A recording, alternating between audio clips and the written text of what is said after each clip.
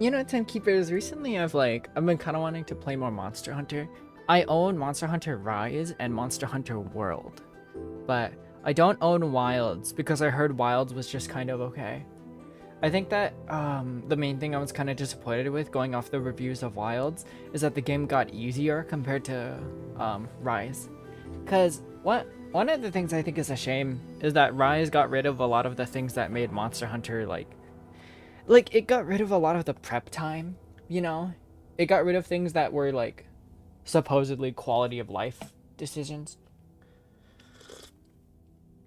But really, I enjoy the vibe of like old Monster Hunter games where you had to really sit there and prep for a while, you know? Like the 3DS era of Monster Hunter games where like half of the game was prep time. Uh, and now in modern Monster Hunter games, you kind of just roll up to the monster and then kill it and then you go home. You know? So especially like early Monster Hunter Rise quests, so much of it is just like run around for a little bit, look for the monster, and then kill it real quick, and then you're done. But I miss like old Monster Hunter games where you had to like spend a lot of time getting ready and stuff, you know? Hello, Claire. Dude, I gotta figure out what's auto-translating things and kill it, because, like, it's so annoying. Also, this is my first time playing Minecraft with my, This is my first time playing Minecraft with, my ergonomic mouse. I don't mind it. You know, I did not consider that that's what would happen when I did that. I really didn't think about that. I honestly, honest to God, I did not consider that that's what would happen if I did that. Ah, shit. Oh, man. That is awkward. I really had... man. Hold on. Wow. Top 10 most foolish moments of this project. Hopefully this doesn't destroy the grave. I don't think it will.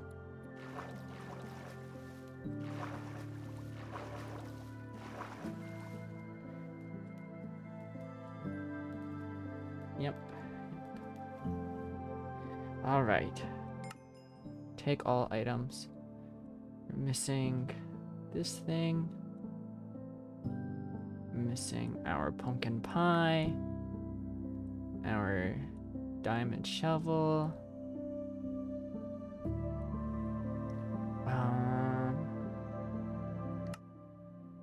Okay, so that's it.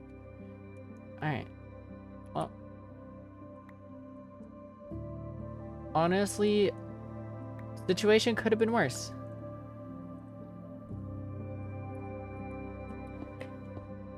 You fell off of Rise kind of hard because it was arcadey. Right. Yeah, I like old Monster Hunter games where... I mean, okay, so like, I like Rise. Low-key, Rise is probably the Monster Hunter game that I've played the most, right?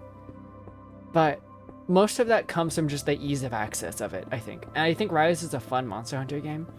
But definitely, it's like a casual Monster Hunter game is what it feels like. I think World was the perfect balance of like actual quality of life stuff being fixed and like the game still being good Monster Hunter fun, you know? Rise went a little too far with like the quality of life stuff, I think. And hearing that Wilds took it even further and made the game easier just made me kind of disappointed. Because that's not really what I want out of Monster Hunter as a series, you know? I think that the prep time is a part of the Monster Hunter experience. You loved World, 100%ed it and kept playing. Nice. That's really good. I used to stream World. The one thing I do like about Wilds, though, I like the, damn. Alright, I gotta be sure to not make the same mistake here. I love the fact that the cosmetics aren't gender locked. That's probably my favorite part of Wilds. I really wish that they scaled back the quality of life stuff. Because I think at some point it just turns the game too easy. There was a video a while back that I remember that I can't remember what the exact wording was, but they said something like, in old Monster Hunter games, the monster was something that you had to respect because it was stronger than you. And you beat a monster by taking it slow and understanding its patterns over time. In Rise, you are for all practicality, you are stronger than the monster. No, you know. And I like Rise. Like I said, I really enjoy Rise. I do. And for me, Rise, for my personal gaming habits, Rise was sort of like the perfect middle ground of like this is good for a casual player like me, is what Rise was. But then we got into Wilds, and hearing that they made Wilds even easier just kind of rubs me the wrong way, because that's just, you know, not what I want out of a Monster Hunter game. Right, for me, Rise had just the right amount of playtime to be a great casual experience. Or just the right amount of prep time, I mean. Like, Rise, you know, you still spend a lot of time with, like, the blacksmith and in item shops and whatnot. Especially early game, you still spend a lot of time in there. But I'll say something that may be controversial. I miss the paintball. I really do miss the paintball. In like the 3DS era games when you had to paintball a monster in order to track it, I do miss the paintball.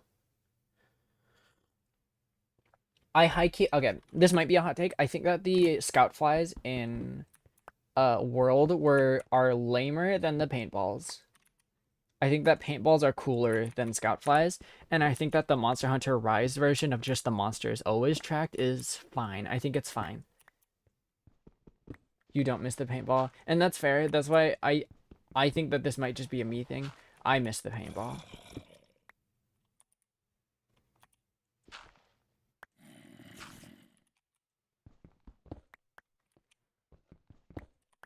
But like it's those little bits of like just extra prep time that I just miss with modern Monster Hunter games. I have Monster Hunter Monster Hunter Generations is it on my Switch and on my 3DS actually. I should probably play that more often. Cuz I like Rise. I think Rise is a better casual experience, you know.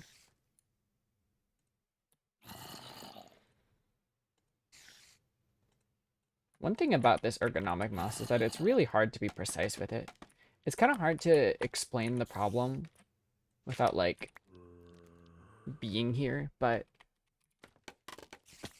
basically the ergonomic with a normal mouse,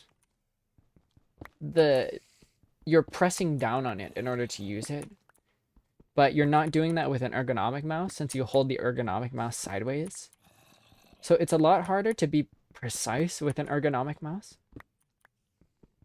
Like it's really hard to explain what I mean, but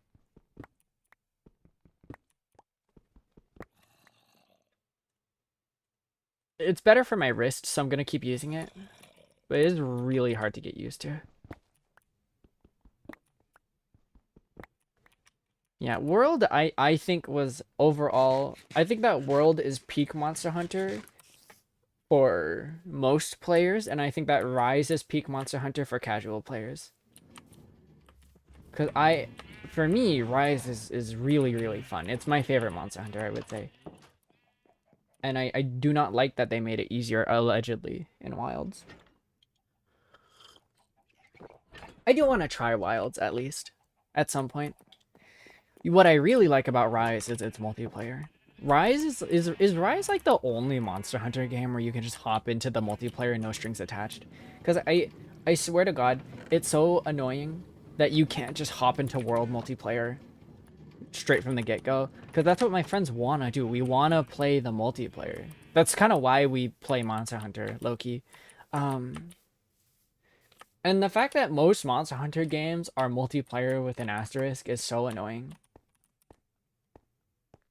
Like, I want to play Monster Hunter with my friends, but it's so difficult to do so when like in Worlds, your friend has to like I should say this is from the perspective of a friend group who mostly plays Monster Hunter solely as a multiplayer game and not as a single player game.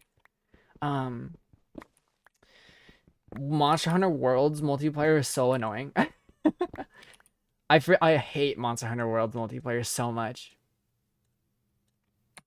Is Wilds multiplayer good? I heard it was more similar to World, which is why we never bought it.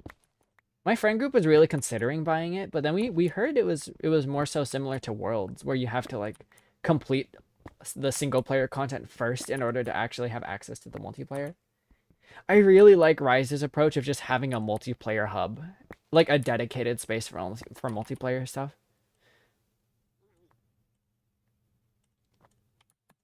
And you can just access it right from the start, and the quests are like the same as single player, but just scaled for multiplayer. I think that more Monster Hunter games should just do that. Because like it gives a space for single player and also for multiplayer, and both of them are easy to access. Yeah, I was like mildly interested in getting Wilds, but I heard, first of all, I didn't buy it at launch because I heard PC performance was bad due to the anti-piracy measures that they took. Um, and my friend groups eventually decided to just not buy it at all because because we heard that the multiplayer was bad. But being able to mix and match the gear pieces without gender restrictions is really cool. I like that a lot. God, I remember when that feature first got announced and people were complaining about it being woke.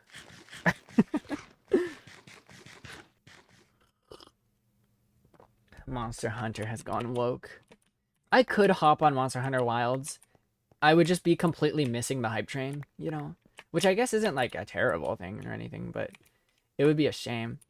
Did I miss an entire chunk of this? What? Oh yeah, that's right. I split it into two so that I could approach them in chunks. That's right.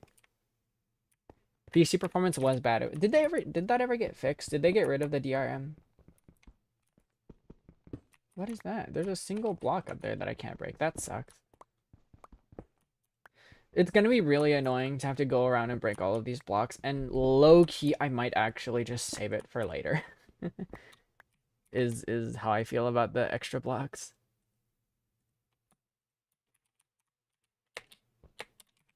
Damn.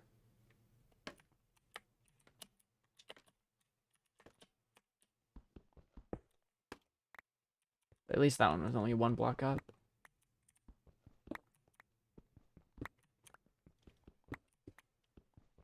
Maybe if I just like keep splitting each section in half, it'll make it easier over time. As far as like breaking down this mountain goes. You know what, guys? We're making pretty good progress on it, actually.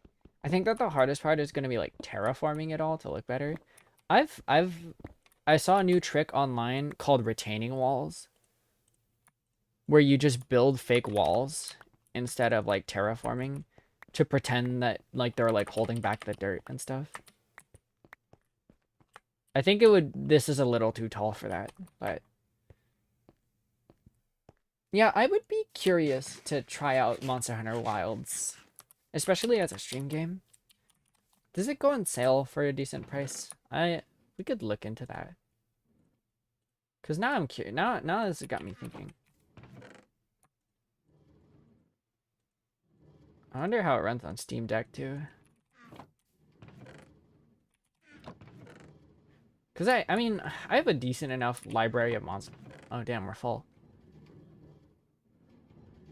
I guess I'll move some copper and coal into the ores chest to make space.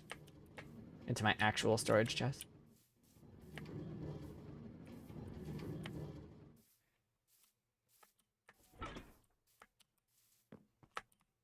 I'm gonna definitely at some point need a chest specifically for copper and coal at the rate we're going at. But something that will be nice is that I won't have to worry about coal at all for quite a while. I can just cruise along without any coal for a bit. It's gonna be nice. I was never particularly hungry for more fuel, but I don't know. It'll be chill to have. Okay, let me look up. What was I gonna look up? Oh yeah. First I wanna look up Monster Hunter Wilds price charting. Let's see here. Goes on sale for $29.39 sometimes. So for $30. Why? Ay, ay, ay. Ay, ay, ay, ay, ay. The reviews are awful. Oh no. Wait, what's wrong with it though? Monster Hunter Wild. What's wrong with it? Why are reviews 59% positive? First review is recommended with 30 hours in the game. I understand the game didn't come out great and had its problems. Recently got the game to play exclusively on Steam Deck. All your hours 100% on Steam Deck. I'm genuinely enjoying the game. Haven't had one single stutter or crash or anything. The game is fun. I do recommend it to anyone still on the fence. Steam Deck can run it just fine. Your PC can run it just fine too.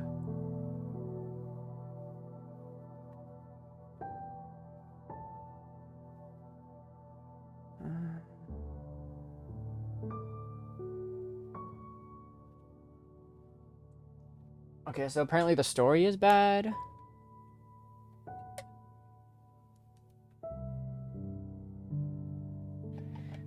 Okay, here's a pretty thorough not recommended review. When I think about Monster Hunter, I think about having to explore a map, learn the layout, find and keep track of the monster. I need to fight, be careful about my positioning, and commitment to moves. Having to fight a monster more than once or twice to finally get the equipment pieces I want or need. This game does nothing of the sort, and what is still present here is heavily disincentivized. Maps are uninspired, uninteresting, just a blur of a single color. Nothing striking, nothing cool, which would be an issue if you had to learn them, but quote-unquote luckily, Mr. Capcom here is here to save you for a problem that they themselves created. Here is a mount that will automatically Uber you to your destination. No need to find the monster, it does that for you. No need to stop to gather materials, you can do that from range by selecting what you want from a list of nearby sources. You don't even need to aim at them, you just need to press a single button.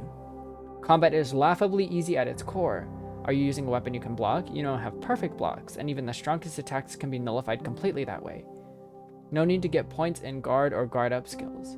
Attacks can be redirected and corrected even mid-swing in some cases.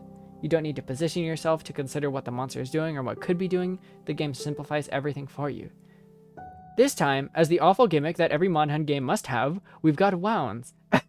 You hit a part enough times and it gets wounded. Oh, wounds! Not wounds. Wounds. Which makes it easier to take damage till the wound is destroyed, making the monster fall down or flinch. The issue is you can stun lock a monster to death with this, from the weakest of them to the final monster of high rank. But hey, at least there's no wire bugs. I liked wire bugs. I think wire bugs are pretty fun, if not a little overpowered. I really do. Okay, Claire, as like the only Monster Hunter person in chat right now, what is your opinion on wire bugs? Because I don't play that much Monster Hunter, but I really think that wire bugs are quite fun. I think that they're a little contrived, maybe? I don't know if that's the right word. Like, I don't think they're perfect, but I think that they're quite fun. And I think that especially the wire bug moves are fun. Being able to recover out of a fall is a problem that was made by, like, for the purpose of wire, but that's a problem that Capcom made and then sold the fix to with wire bugs. So that's kind of stupid, but it feels cool. They are fun, kind of silly and weird. Right, okay, that's fair. I think that the wire bug moves, like the big moves that you can do, are really sick. I think that the movement that you can do with them is weird considering that the maps are smaller. And it feels like they were just... It almost feels like the only purpose of the movement is to give people who aren't using the Palamutes a buff for not using the Palamutes, you know? In terms of getting around the map faster. Because Palamutes are busted for getting around the map faster. I like Palamutes a lot. I'm a huge fan of the Palamutes. Well, you know, as a puppy girl, I'm a big fan of the Palamutes.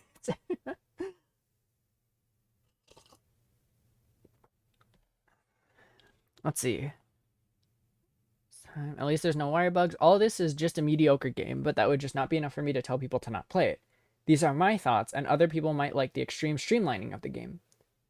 No one is surprised you like the mutes. What definitely tips the scales to don't bother, just grab World plus Iceborne is cheaper and better, is how the story is done and the complete removal of flavor. The game is on rails for quite a long time. You are very often stuck walking or riding along your Marvel quips dialogue riddled NPC characters, and you cannot skip these sequences for a relatively long time. And they must have thought they were cooking for this one because they removed the Monhan language, so you get to experience all of it in an actual language of your choosing. That's kind of weird. Flavor text from the NPCs and quest boards, gone. A village, like in every single other game. Hope you weren't expecting Poke or Selenia, gone. The music is nice, but if a few tracks manage to stand out. The rest is okay, not bad, but nothing that makes you go wow or look it up on YouTube. It really gives the feelings of shareholders meddling after seeing World was their best-selling game ever, and the devs somehow being confused and maybe scared about what to do with this one. It's not awful, it just feels flavorless. There's no seasoning, it just feels corporate. Your money is better spent on World plus Iceborne, or if you already own that, just go back to it. There's a reason that game still has as many active players as this one does. Okay. There's a negative review, don't like the game, thought it was going to be Witcher 3. That's kind of weird.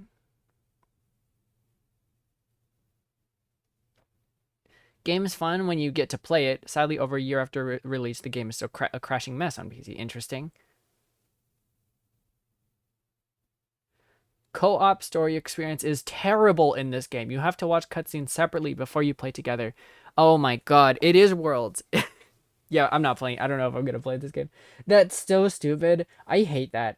I really hate that. That sucks. Give me Rise multiplayer. Give me more of Rise multiplayer. Why does everyone need to watch the same cutscene? That's the worst part of World multiplayer.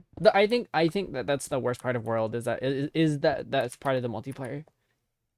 That everyone has to watch the same cutscene, and if someone hasn't watched the cutscene, they can't do multiplayer. I think that's the worst part of multiplayer. World is a really cool game. I still think that, like, objectively speaking, in terms of things that aren't definitively my opinion, World is probably the best Monster Hunter game.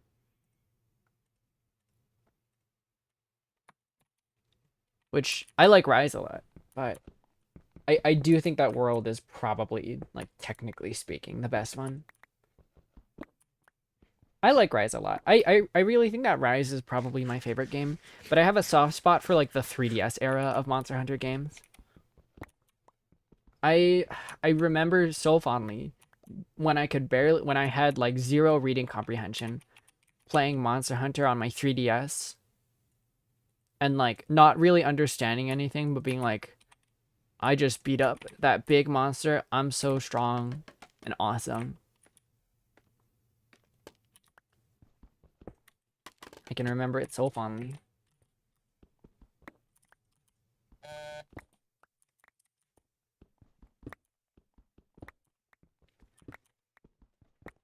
Did I ever say what we're doing today in Minecraft? We're mining the mountain. We're doing more of what we've already been doing for the past few streams. And it will not be interesting or fun besides the things that I say, assuming my commentary is good. I don't know if I'm gonna buy Monster Hunter Wilds. I think that the most appealing part of that is the ability to the better, like, armor customization is, I think, the most appealing part of Monster Hunter Wilds. But hearing that it's more streamlined is kind of lame. It seems pretty divisive. It seems like some people find the game, if not good, then inoffensive. But a lot of people find the game very offensive, so I'm not really sure. Let's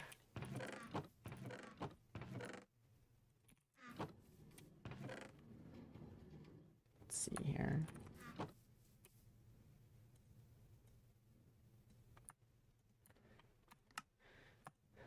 Alright. Back to business. Guys, we are probably almost there. That's not at all true.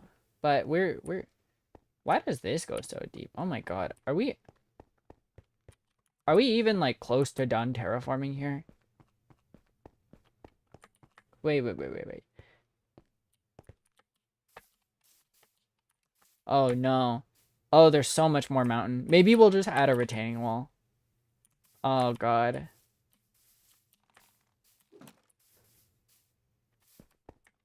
There's so much more mountain. Guys, that might just be a retaining wall, honestly.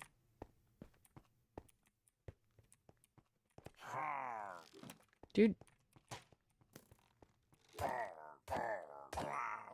Not cool. Is there still someone shooting at me? There is, I think.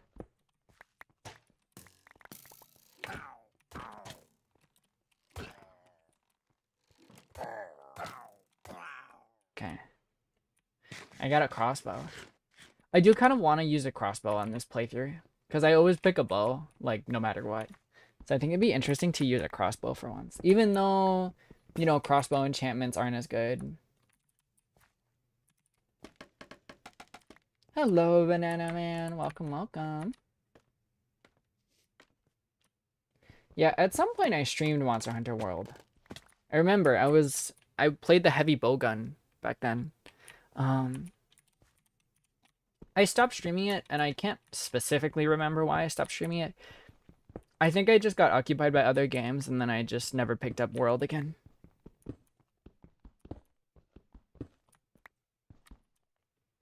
Actually.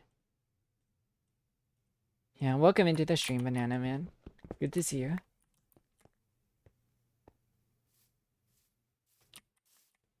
Don't even need to say your iconic introduction. The iconic Banana Man introduction.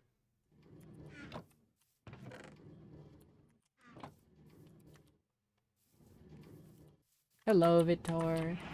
Good to see you. Alrighty.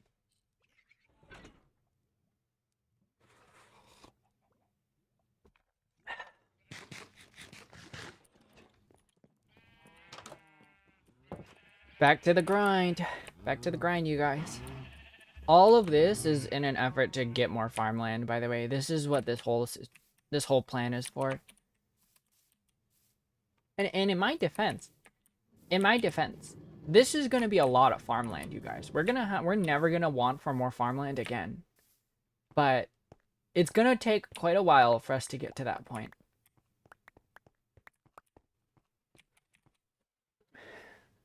The red circle and arrow were never needed, and you know it. I'll stick to my guns. Today it was just a red circle.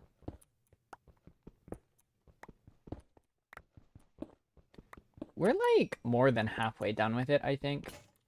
Which isn't like that promising of a metric, all in all. But we're getting there. Oh my gosh. Claire, and I guess for anyone else actually who plays Monster Hunter, have you ever played Monster Hunter Stories? Recently, I got a used copy of Monster Hunter Stories 2 for like 15 bucks. That game is like actually fun. Like what? I don't know if I'm like crazy or stupid, but Monster Hunter Stories is actually kind of like a fun game. It's like, it's good. Like, it's like just a good JRPG. I don't know if I'm stupid, but that game, Monster Hunter Stories 2 is, though, it's just unironically like a good JRPG. I can tame a Mizitsune and make it my pet, dude. That's so fucking sick. Have you ever tried it before, Claire? They made a third one recently, actually. Also, there's Yuri if your character is female, which is pretty sick. Well, maybe Yuri. I don't really know. I think it's bait. It's not, in that case, though, it's not queer bait. It's just romance bait, which is equal. It seems really fun. Yeah, it is. It is. The red arrow points at Goku, guilty gear, yeah. It's like, the way that the battle system works, it's like rock, paper, scissors, sort of, which occasionally it can feel like it lacks depth, you know? Wouldn't it be better if you get an actual good pickaxe to mine it out? Here's the thing about that. I am mining like 10 blocks at a time here. So the speed with which I mine a single block doesn't actually matter that much. So it's a little slower, maybe, to maintain my stone pickaxes and whatnot. But if I use a diamond pickaxe with full enchantments, I'm gonna have to find the time to sit in front of an EXP grinder, wait for the mending to kick in, and then go back to work. With this, I just go until my pickaxe breaks. Oh, damn. I should probably go clean that up a little. This is the worst part of this, though, is that when my pickaxe does break, it leaves little scraps behind that I gotta go clean up. Like this section over here. But yeah, if I use like an actually good pickaxe that's like valuable, then I have to make the time to like get EXP to get it back up to full, you know? And it doesn't speed things up that much because I'm mining so many blocks at a time. It's kind of scary.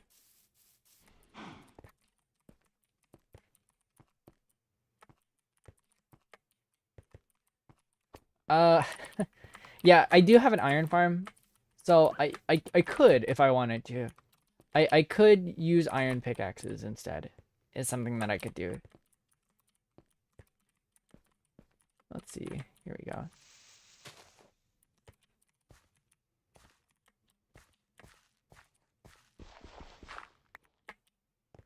But the thing about stone is that it's completely renewable.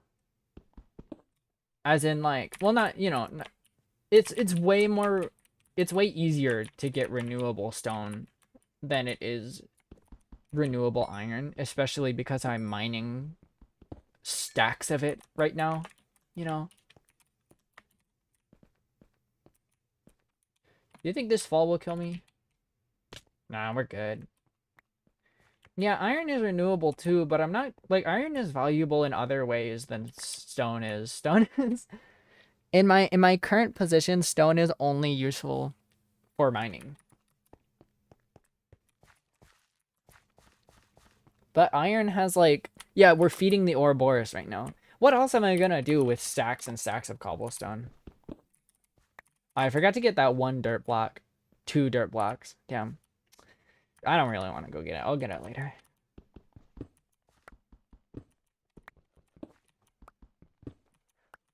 What could iron be used for? 10,000 hoppers for a sorting system. Why is that dirt doing that? It's really annoying. I'm gonna go fix it.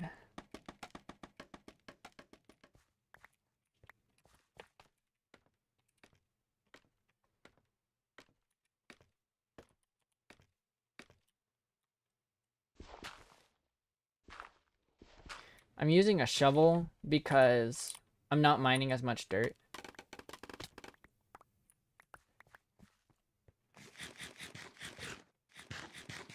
The key thing here is that the speed of an individual block breaking doesn't matter that much.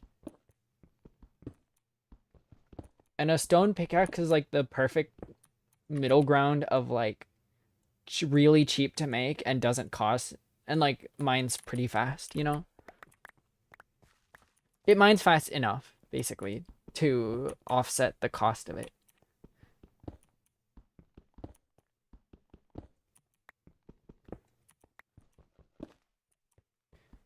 There's a sorting system called chest and item frames. I don't know how to make a sorting system other than with copper golems, and my copper golems aren't actually working, so that's something I just gotta figure out later. I've never made a sorting system before, except with copper golems. Copper golems were my first ever sorting system, and the only one I've ever done. Whip them. I've killed a few, at least. See, but look how much cobblestone I'm making through this project. And there's nothing else to do with them, so they're just gonna take up space unless I use them for something.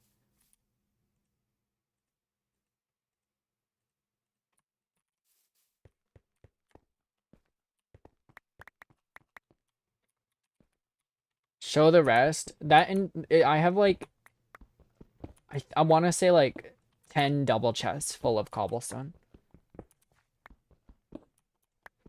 Oh, you want me to publicly execute the copper golem is what you're saying. I see.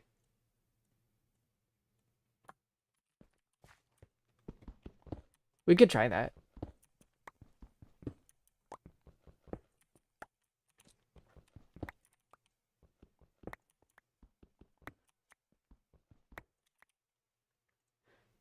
Sometimes my one of the people I'm playing with in my multiplayer server, she gets mad at me for enslaving so many small creatures. I really gotta fix that. That's really annoying.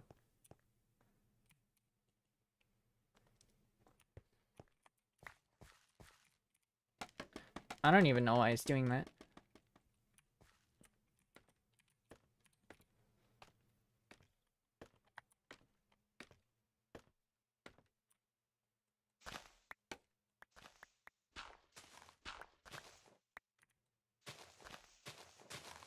Oh, is it because of the break in the... Oh.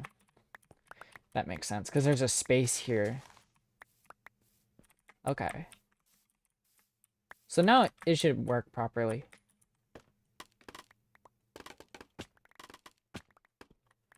Alright. If they're getting mad, that means you haven't done enough. You're so right, you're so right.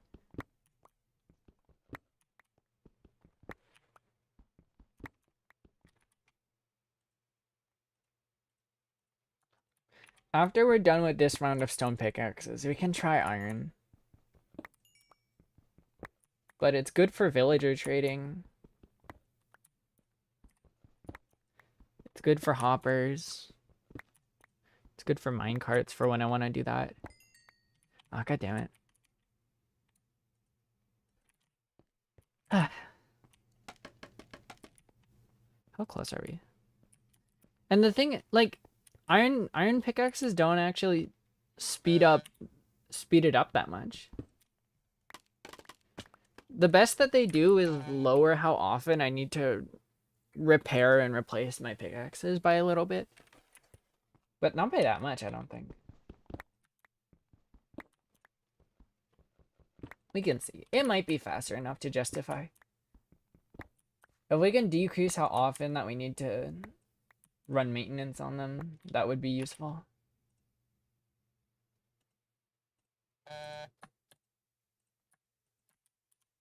Hmm? Okay.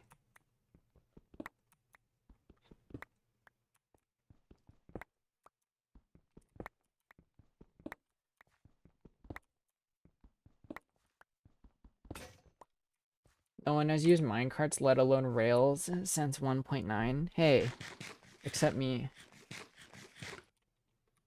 I love minecarts and rails. I think they're the most fun modes of transportation, and I just wish that they were better.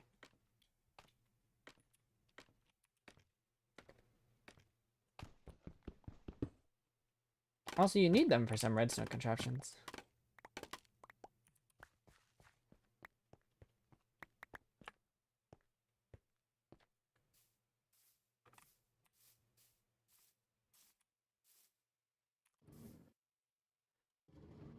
Pretty sure my pickaxes will be broken by the time. Let's do some inventory sorting, and then we'll swap to iron for a round and see how it does.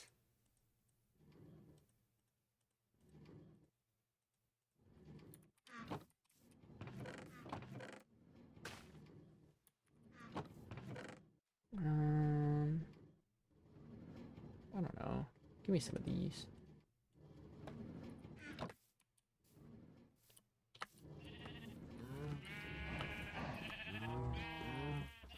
We'll go to sleep, and then we'll try out iron.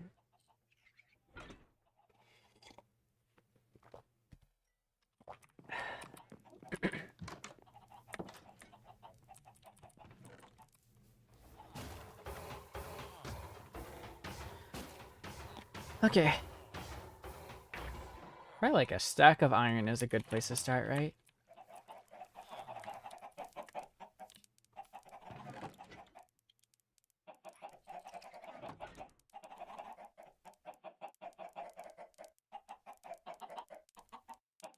Okay.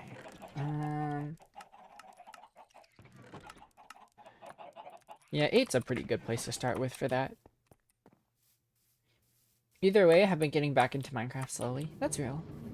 This is like the first really big like terraforming project I've ever done.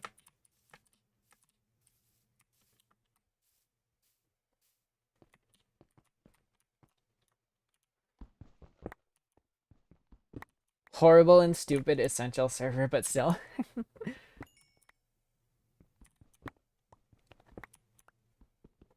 I'm just gonna let this pickaxe die.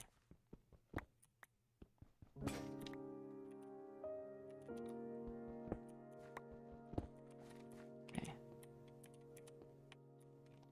1,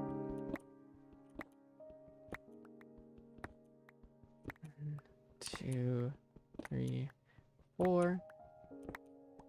Okay, so it looks like each pickaxe lasts like almost twice as long when they're iron. That's pretty good. I think it might be worth it to do that, actually. I think you're right, Banana Man. The real thing we save time on here is how often we need to swap iron pickaxes.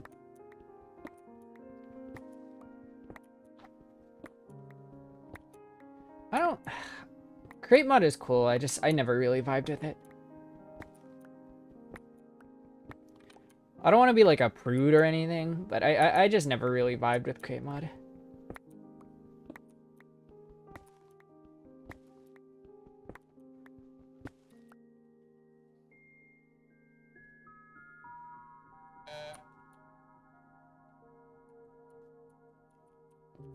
Okay.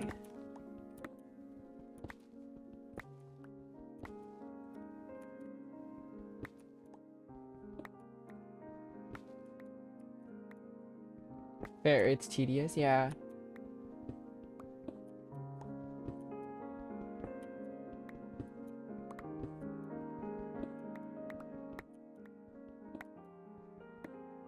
It's gonna be a lot of terraforming to do. I'm also running out of inventory at this point. So we should probably go back now. Put some stuff away.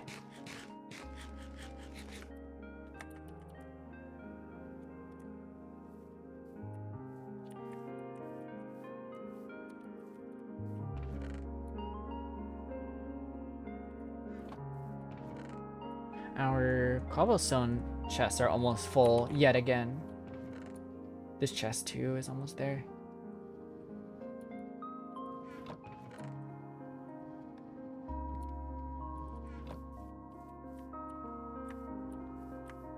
Might join back later. Have fun terraforming. Thank you, Banana Man. Thank you for joining. Have a good rest of your day. The most boring part of the game.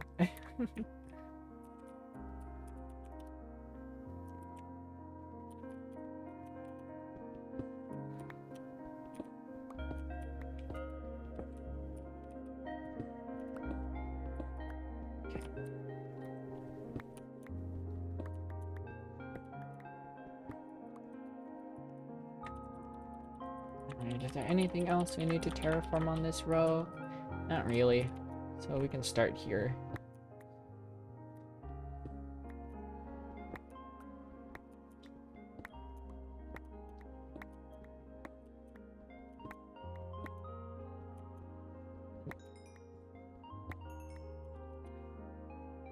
Combine these two.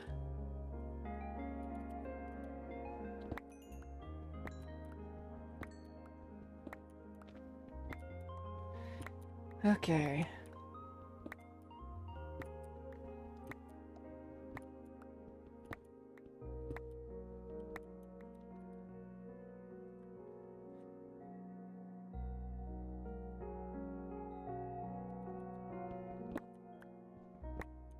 This is indeed not that interesting.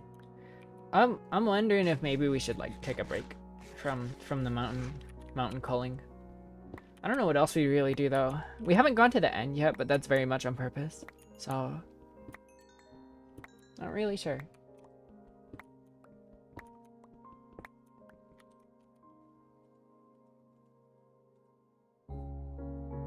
The end is just not really somewhere I want to explore until I feel like I've exhausted a lot of options up here.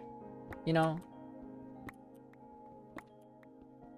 I'm trying to take it slow with this world. Since, for the time being, I'm planning on this being like a forever world. I'm hoping we eventually get to that point.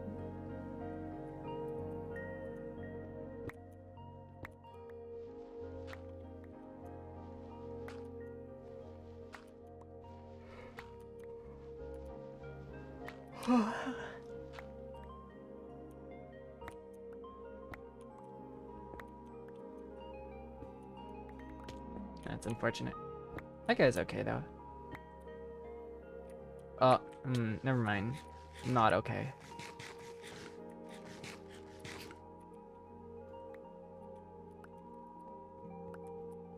Let's go make sure we're grabbing all the dirt. Don't want to miss any.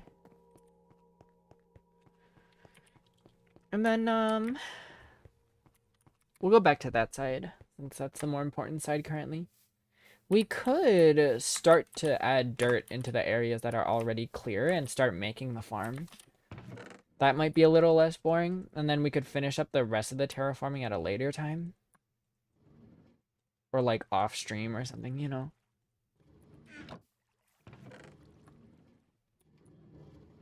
That would certainly free us up a little bit to actually do some more interesting things for a bit. As far as like, I want it to be, I think, 2 dirt blocks up at least. But being that the mountains over here go quite a bit higher, I'm not quite sure how high I want to go. But I think that at least to start, 2 dirt blocks up is a good place to begin. And so to that end, we can just like take this all the way down here and just go like 2 layers up on both sides. Like, you know. Hello, Iris Penrose. Welcome in. Welcome in. Good to see you.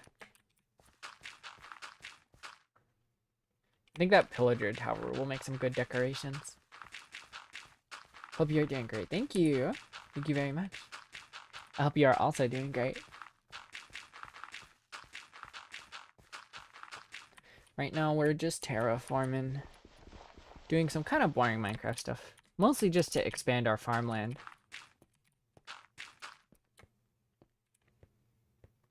This is also gonna take a while. But we'll get there. I'm happy to have a use for all of this dirt, honestly.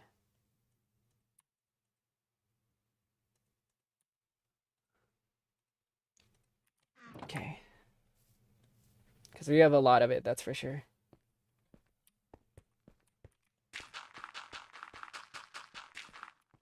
I gotta scratch my face.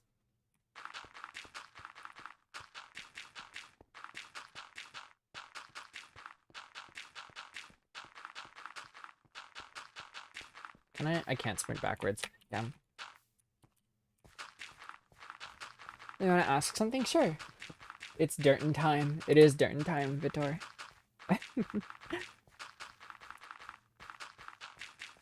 You're always welcome to ask something, Iris. As long as it's not against the rules. Chat rules and whatnot.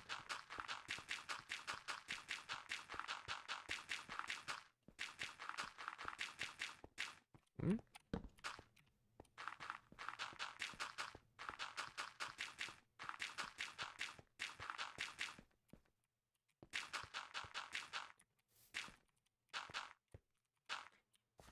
Okay.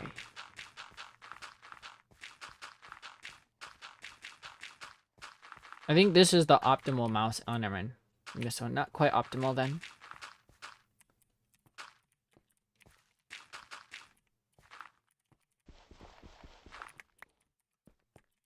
Almost optimal mouse location for placing these blocks. Okay. We're getting there. We're getting there.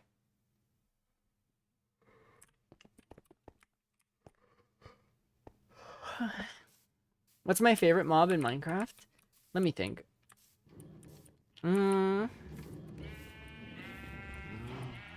terms of like just like overall vibes, probably the Enderman.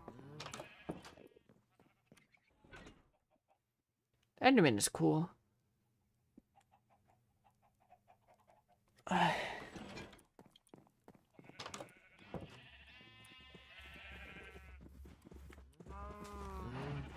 Alright.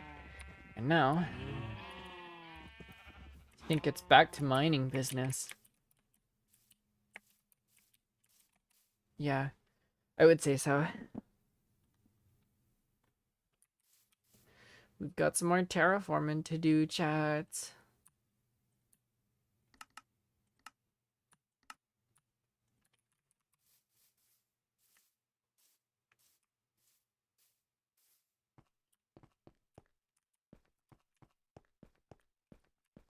Enderman.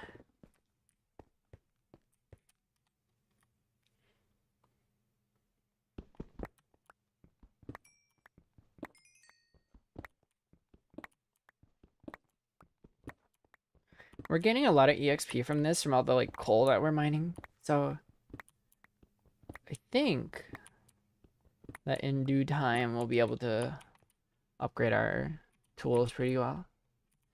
You like zombies because they are stupid and crazy. That is true. They are stupid and crazy. I like them too.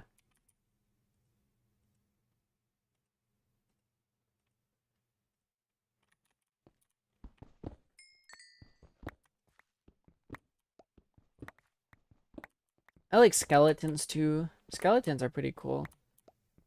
Spiders are cute.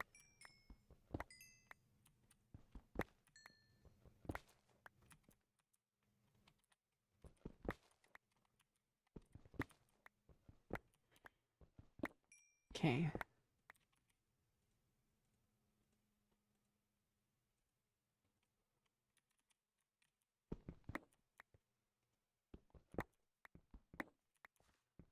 Gonna need some food soon.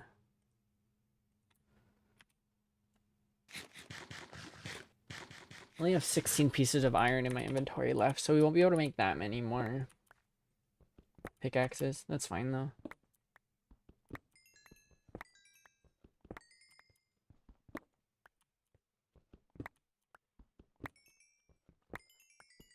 You're a digital artist? Awesome. What kind of things do you draw?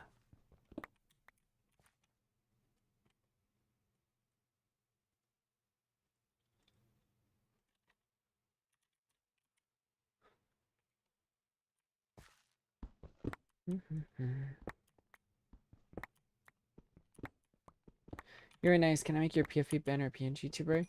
Really happy making your custom graphics. I'm not currently looking for new art assets, but I appreciate it. It seems a little sus, yeah. I'm good, but thank you.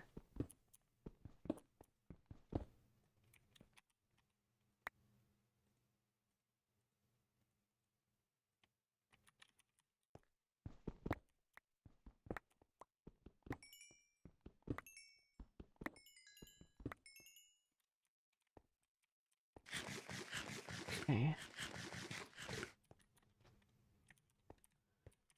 I think that this half is going pretty well. Which means, actually, that we're almost like 3/4 of the way done. Commission scammers might be evolving, yeah. A mountain leveled this such. Yeah, that is what I'm saying. A mountain did indeed level this such.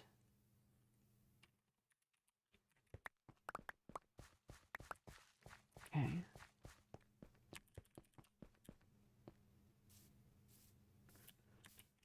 I won't be paying you if that affects you at all. Also, if you use AI, I'm very much not interested.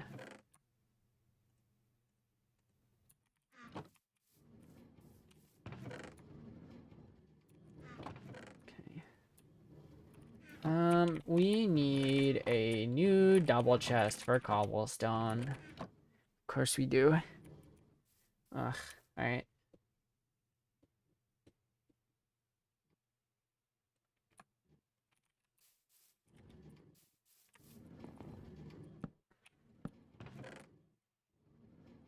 Okay.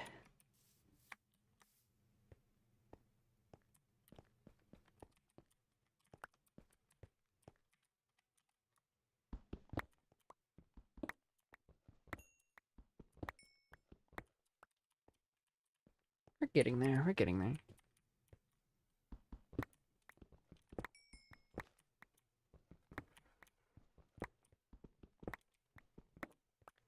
You're not using AI?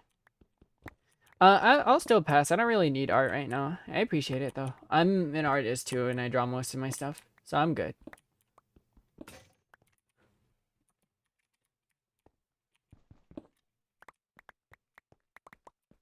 Okay, let's split this range halfway down.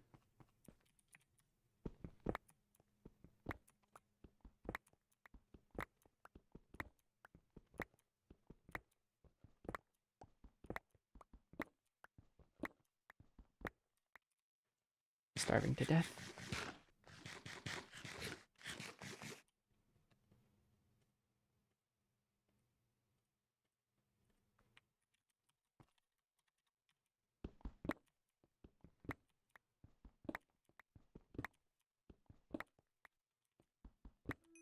When does this tunnel end? Here we go. Okay. So that's not that bad. Trying to get a decent gauge for how long I have left to mine.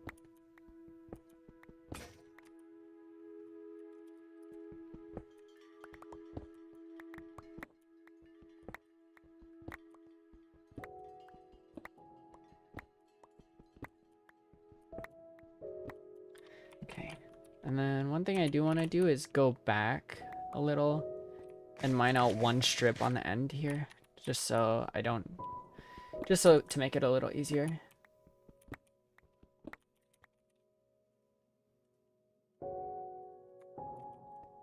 Might run out of pickaxes though.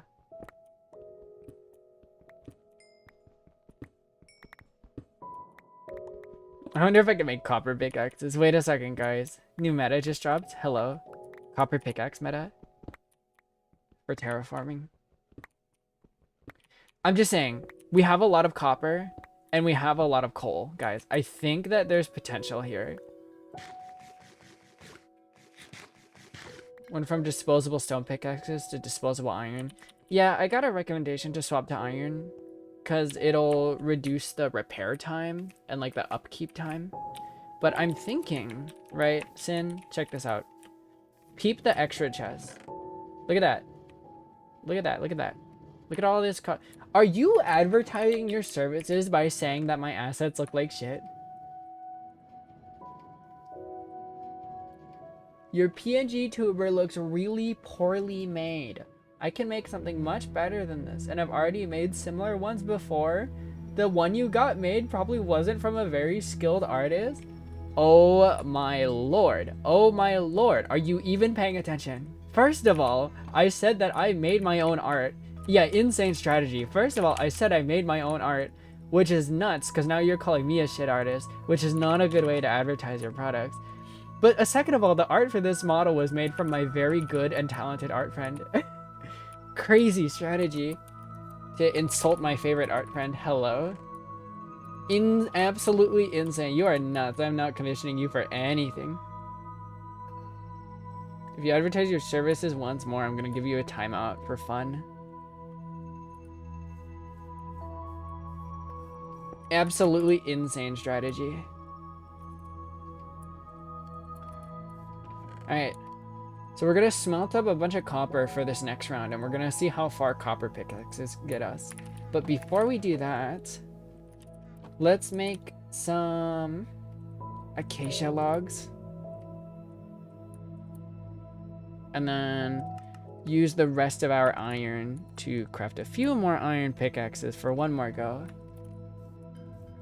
No, yeah, copper tools are a real thing in vanilla Minecraft. I also thought that that was a mod. They're also not that useful for anything, really, because they're slightly more durable than stone pickaxes, but they can't mine the things that iron pickaxes can.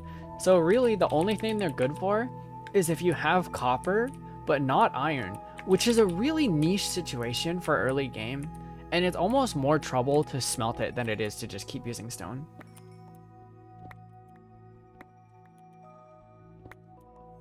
So I don't know what the purpose is, but we're giving them a purpose now by terraforming with them.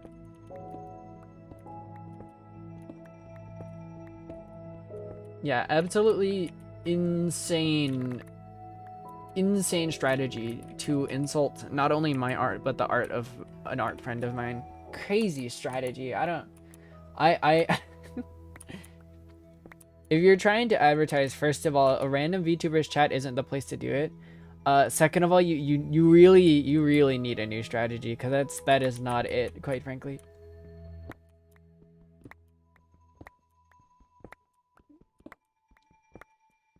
Gold is a funny tool type. Doesn't gold last a lot longer if you like pause between each swing?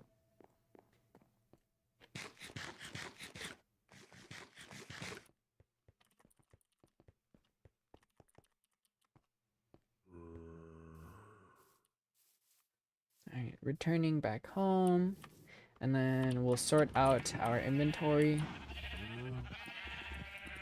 Sounds like crazy tech, yeah. Well, my farm is almost done too, actually.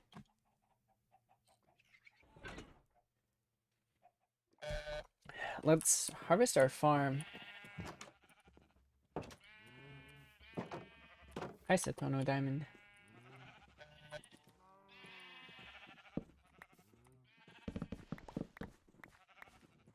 And then, do I have space for this even? I might not have space for this. I need to do this later.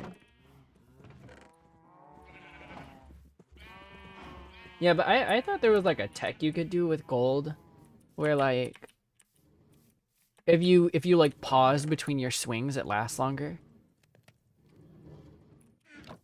Oh, I got some iron, you guys. Okay, hold on. Let me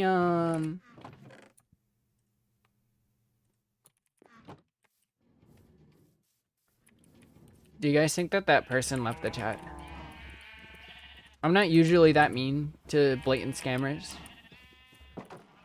But like, you know, that was a very unusual case, so.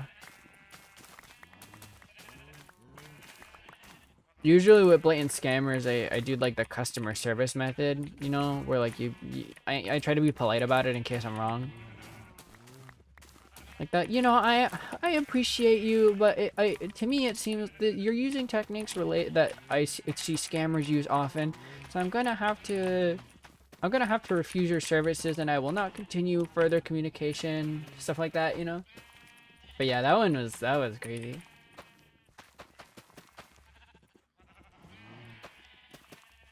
I don't know. I guess that was a gamble on like hoping that I'd commissioned someone and then implying that I got scammed or something. I think that that's what the gambit was there. Still just like an absolutely insane strategy.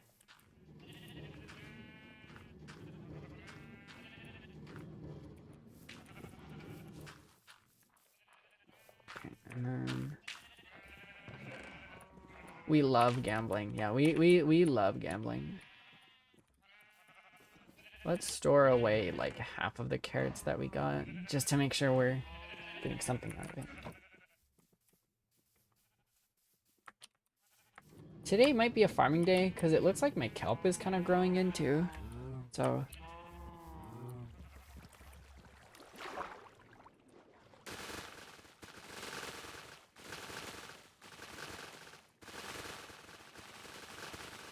God, I gotta tell Sweetie about that.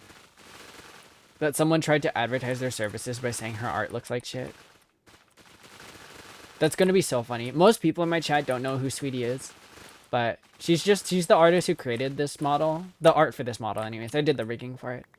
She's the one who made the art for this model, and she's a good friend of mine. She used to come onto the channel quite a bit.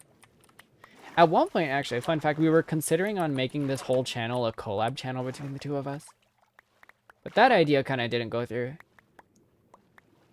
But yeah, she's just a good friend and a very good artist. Her handle on Instagram, I think, is Sweetie Pooper or Sweetie McDookie. I don't know why she has so much poop in her name, but you know, that's her. That's not me. You'll have to ask her. She's chill though. If you go really far back in time, you can find like old streams that she appeared in.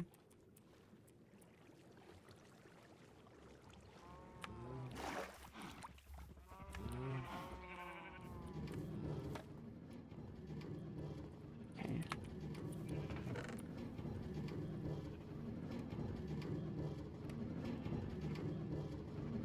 Alrighty. Okay. So that'll probably fill up that chest. Well, that's a crazy scammer. I am Sweetie Pooper TM, yeah. Or something, IDK, I'm LARPing. You're so real for that, though.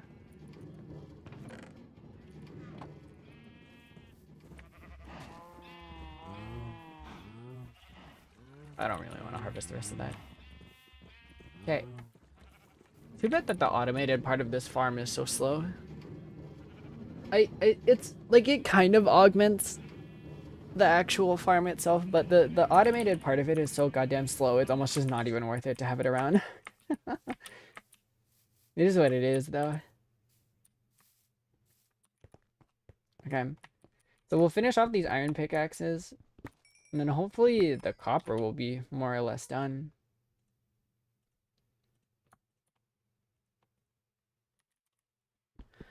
Since it's automated, you can forget about it, come back and be a kelp millionaire. Yeah, I guess so. At a rate of like 5 kelp every 10 minutes.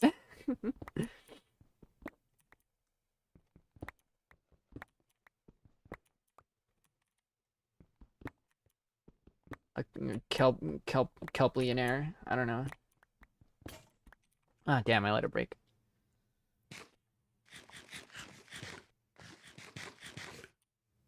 Carrot might be a little slow for my purposes.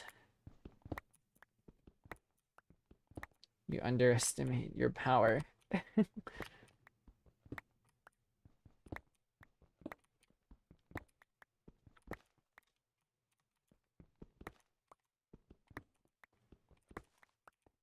Okay. Alright, chat. From Gooner to Gooner, do you think that the copper tools will be faster? Because I don't know if the like repair rate will be worth it, but we have so much copper that I'm almost willing to do it just to do it. We're gonna give it a test run. And I can't think of anything else to use several stacks of copper on. So like you know, several stacks of copper and several stacks of copper and coal for that matter. Decorational copper. That's true, yeah. For decorational purposes, it would be useful. Even if we were to use like every ounce of copper that we have on, like even if we're starting right now, we only use copper tools, I don't even think we would get through the whole stack.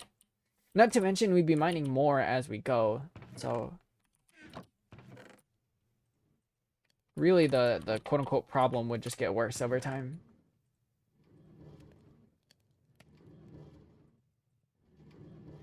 At some point, I gotta just start like destroying the cobblestone. Cause like these chests are getting way too full.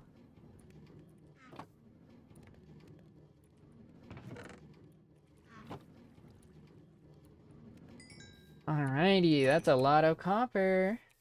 Your dog is going crazy. Hello, Centiel's dog. Please stop going crazy. That'll fix it.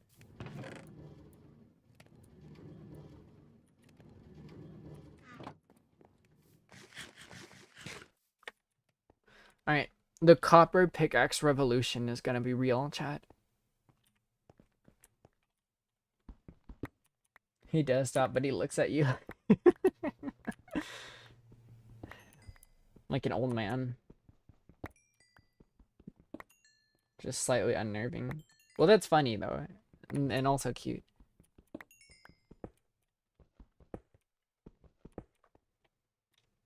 Okay. You know, I'm willing to say this is good enough. Ah, shit, I let it break. God damn it. Let's go up there and mine some. Hold on.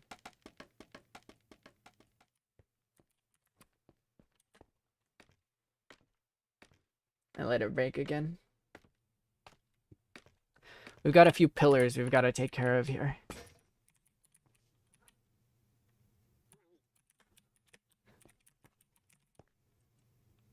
I can't make that jump.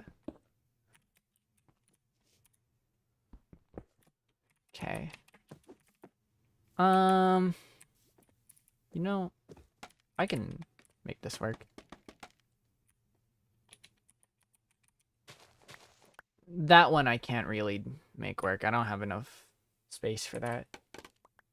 That one I would have to go get myself. Whatever. We fix it up a little bit. Okay. All right. So now we can get back into it. I'm willing to throw away all of the stone, but technically the other blocks aren't infinite. So like, they're more worth it to collect than the stone is my argument for getting andesite over cobblestone. Not to mention I have like 10 stacks of double chests of cobblestone.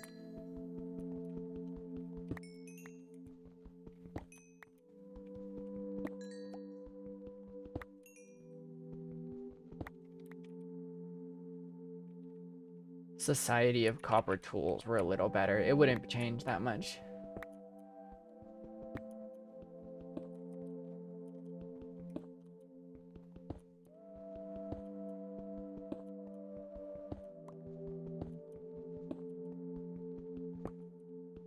And or sit on this face or something. You're so real for that. Hop on Grand Blue Fantasy versus.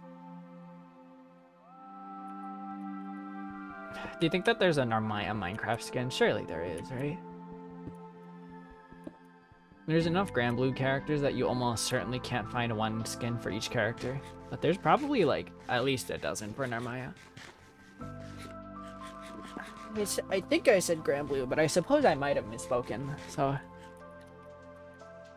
in my mind, I said Grand Blue. Narms is, yeah, she kind of is the poster girl for Grand Blue.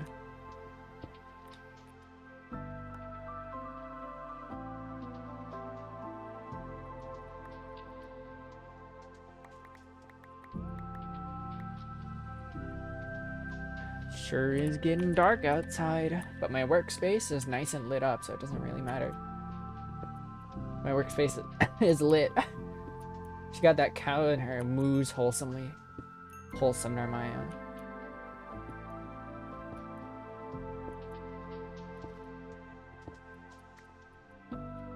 The Grand Blue Fantasy races are really just like the Final Fantasy races, but hornier. If we're being real.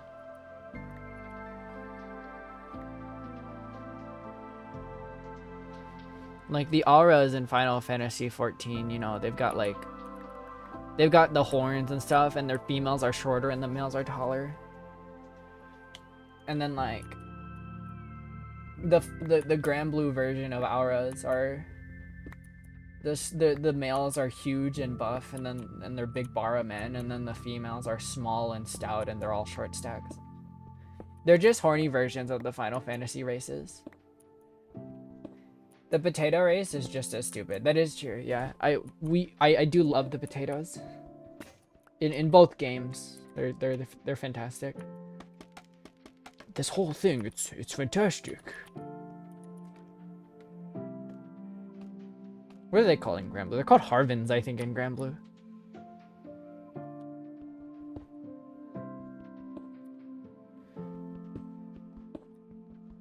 I didn't realize how much that like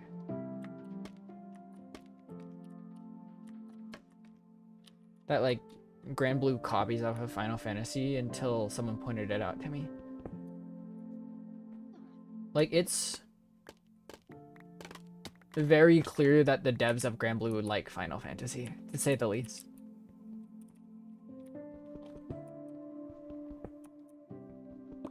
And you know what? That's fair. I learned actually from watching Takanashi Kira's playthrough of Grand Blue Fantasy Relink that the final fight where you play as Bahamut in Relink is just kind of directly copied off of a Final Fantasy fight in one of the games, which is funny. Genre defining franchise. That is true. That is true.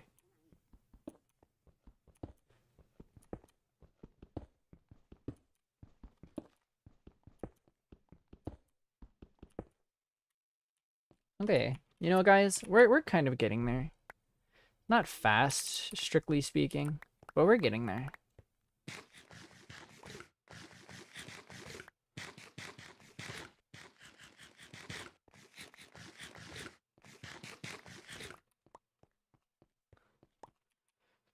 Okay. Like, look, we're almost done with this chunk, and then we just have those 2 chunks to go, and then we can. Oh shit! I'm getting jumped. What the fuck? All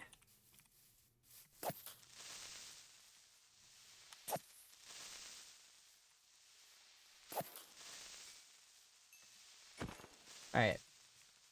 World saved. There's another one over here. God, you idiot. Whatever, I'm leaving. Alright. Ooh, our dirt chest is full.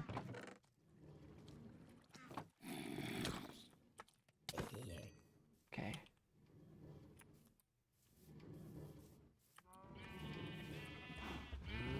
The next stream is going to be Final Fantasy 14. Because that's the other game that we haven't played in a bit. It's funny because I posted a TF2 clip right after a TF2 stream. And the TF2 clip started to blow up. But because I just streamed TF2, we're not actually going to get more TF2 content on the channel for quite a while. Which is kind of awkward planning on my part anyways. But it is what it is, so whatever.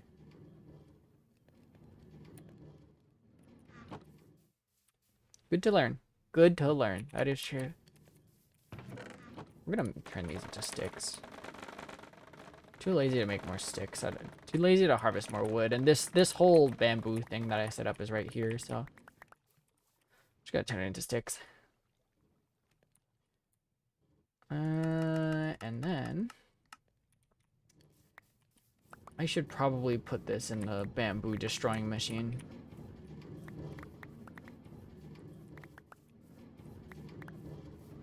Who was it?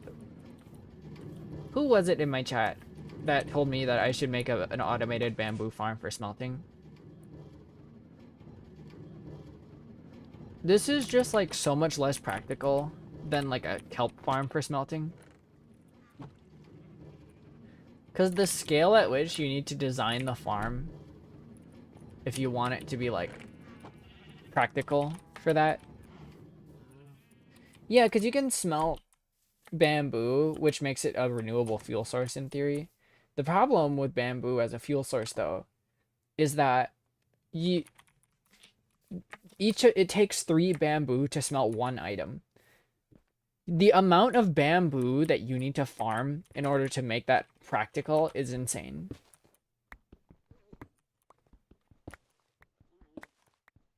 Your bamboo farm needs to be massive before it's at all practical for smelting purposes.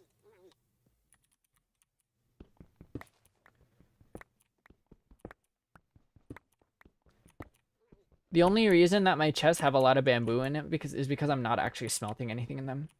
Can you automatically feed the furnace with bamboo so you don't notice? You could. It's just you would need a massive farm in order to actually get any amount of practicality out of bamboo smelting. And yes, a kelp farm for smelting does technically take more time and effort. But it's way more compact, I think. No, it's not that it's more compact. The advantage of the kelp farm is that it's more efficient, because each kelp can smelt. What's the number? I mean, each kelp block is worth a coal block, which is significantly better than each bamboo being worth 1/3 of a piece of coal. You know. Wait, no, not even that, because a coal can smelt how many? Like 8. So it's way less than 1/3 of a piece of coal.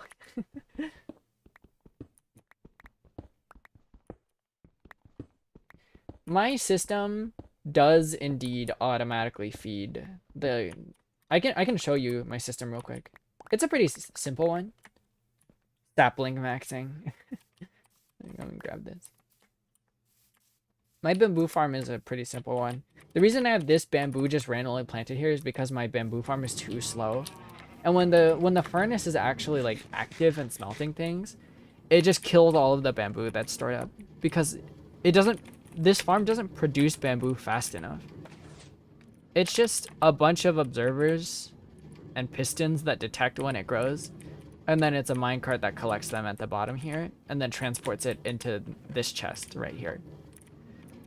So, you know, you can smelt stuff in theory, but the real issue with this is that it goes through kelp way too fast. Like that farm is simply not big enough, or and so the scale of it is crazy because you need such a huge farm to smelt like a pretty insignificant amount of items, you know.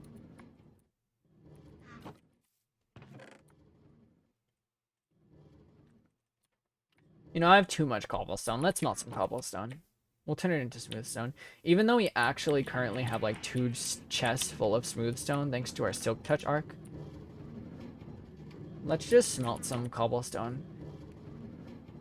Yeah, look how fast it goes through the bamboo. You need 3 pieces of bamboo to smelt 1 item.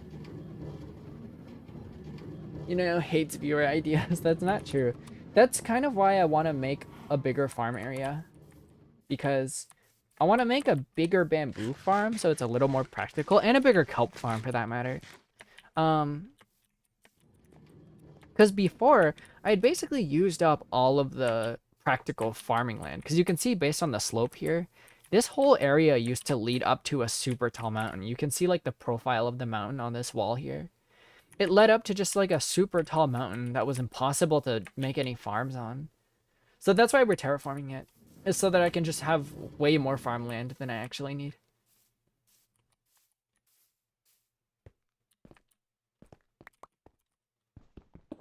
And we're almost done with this section, which will mean, I think I said it before, I might have said this already, but it will mean that we are like 3/4 of the way done with it, which is huge.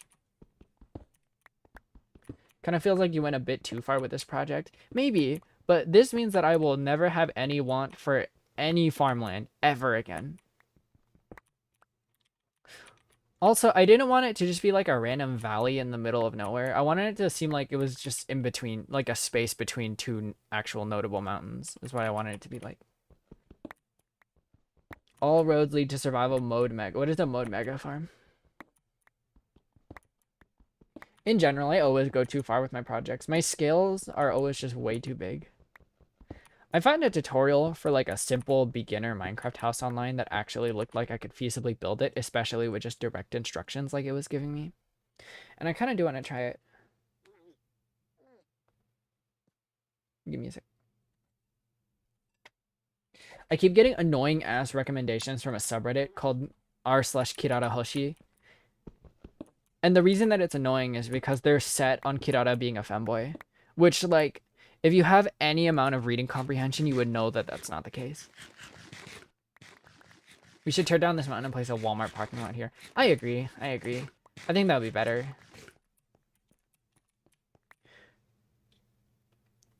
I'm so for real. If you think that Kirara is anything but a trans woman, you just don't have reading comprehension.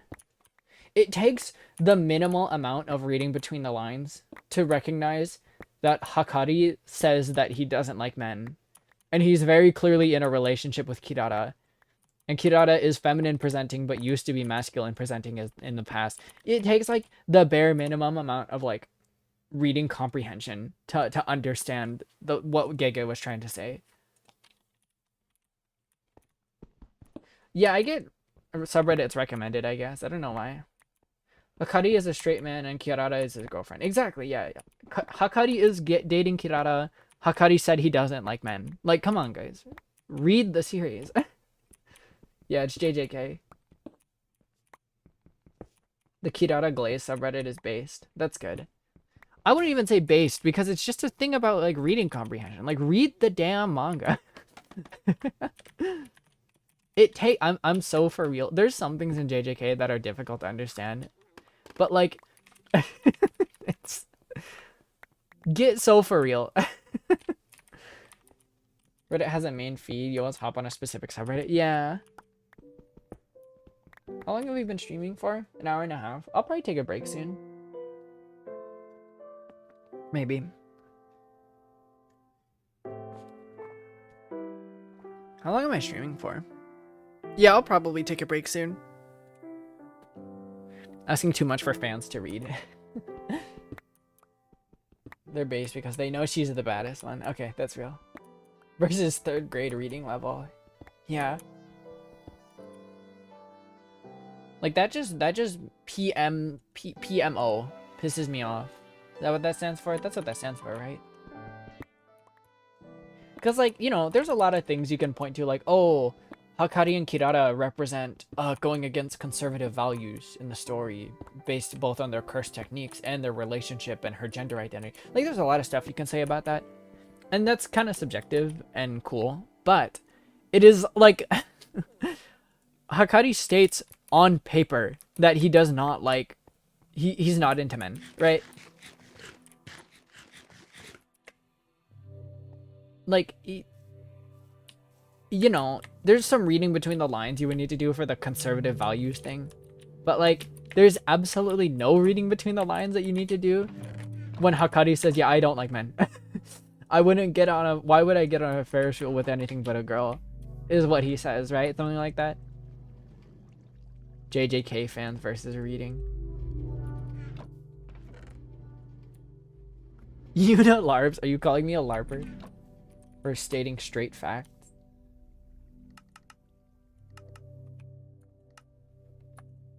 Alright. Well. I'll let my Minecraft character sleep the night off, and then I'll go take a break, I think.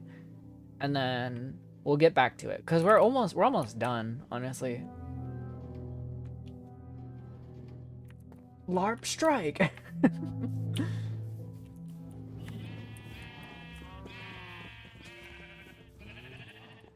I think, and I know I said this last time, I think that we might be able to finish the mountain today. Or if anything, we'll get quite close. Yeah, sheep sounds.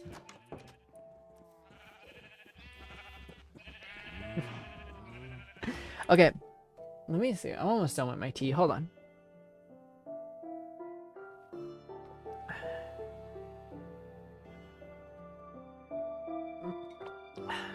Yeah, like the Hakari thing, the Kirara thing pisses me off, because there's like some cases where the author clearly wanted it to be kind of vague on what their gender identity may or may not be, right? But it's so clear if you can fucking read that Gege's intentions were for Kirara to be a trans woman. Like, it's so clear if you just read the story. You know? I see L20 SPMO ONGNC. I know what 2 of those mean. I think. You know, and like, it's not even like a Bridget case where like transphobic people will make like a moral argument about it, like, oh, it's because Bridget was groomed into being trans and therefore bad, which is also a misunderstanding, I think. But they can't even make that argument with Kirara, so they're just being wrong for the sake of being wrong. Like, it just pisses me off. Anyways, I'm gonna go take my break. I'll make more tea, drink some coffee, and then I'll come back and hopefully we can finish the terraforming. We can finish taking down the mountain by the end of the stream, and we'll be able to actually start making our farms. Yeah, they are colorful. So I'll be right back in like 15 to 20 minutes while I take my coffee break, and I'll see you guys in just a bit.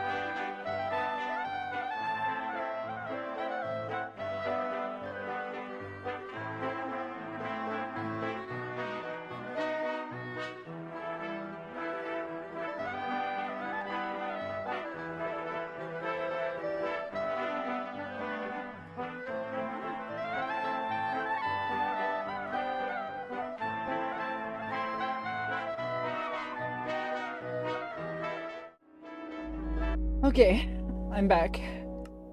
Let's hop back in. I got some more tea. Some nice throat goat tea. Hopefully, I realized when I came back that my fingers kind of hurt, so... What the hell? Wait, is this gonna cause issues with the village? Because this guy, like... It's probably fine. Oh, right, no, yeah, they drop potions now, which actually makes things significantly easier. Not for farming, though. This kind of ruined farming, right? Like, weren't people who, like, made farms for that kind of pissed off because it ruins farms? Something like that, right? Bad omen, yeah. Well, since my villagers are entirely secure in their ethical farming, in their ethical trading house, you know, now I would be able to start a raid, like, completely safe, basically, so. Aw, man.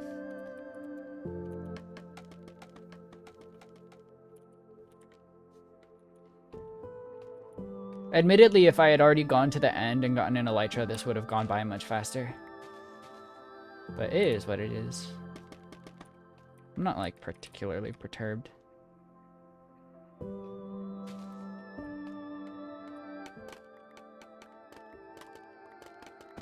Okay.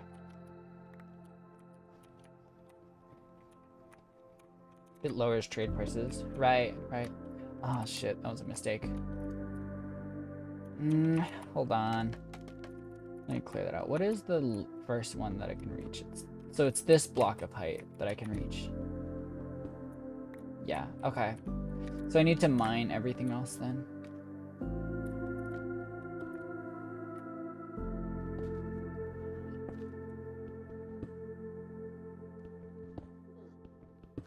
Then let's handle these two while we're up here just in case.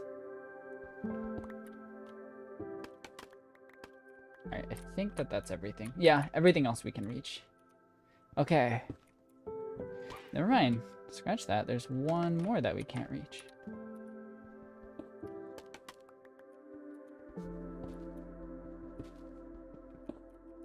Okay. Actually, almost let this one break too. Wait, there's another pickaxe.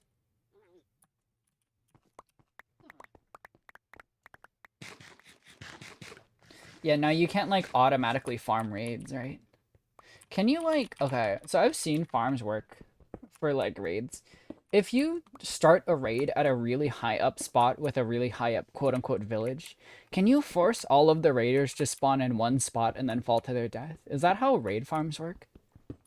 Like, if you start it... If you have your village in, like, a really high up spot, that's how it works? Right. That's pretty interesting.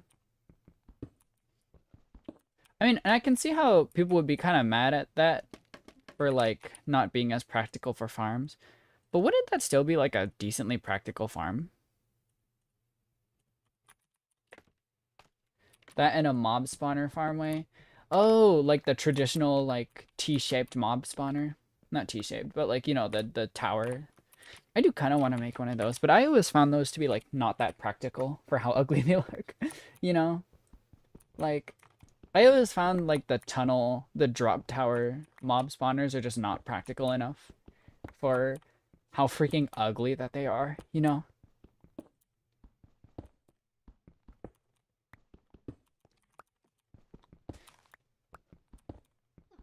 And I also already have, like... Oh, you know, if you made it, like, really high up in the air, would it be more practical that way? You know? Like, if you made it, like...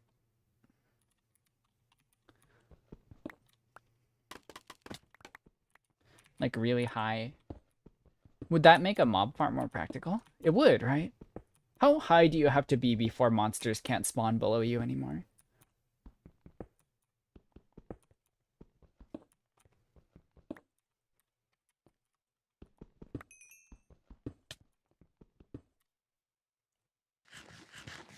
You know a YouTuber who made that? He makes a lot of automatic farms. Nice.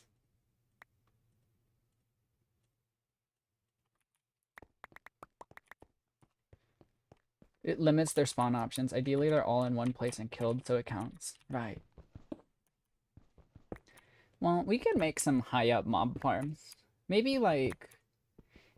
Maybe once we have an elytra and it's a little more practical to do that.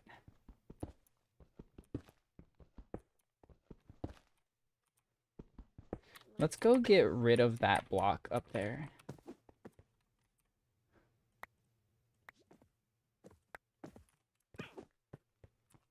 I don't really need to carry a poppy on me, I don't think.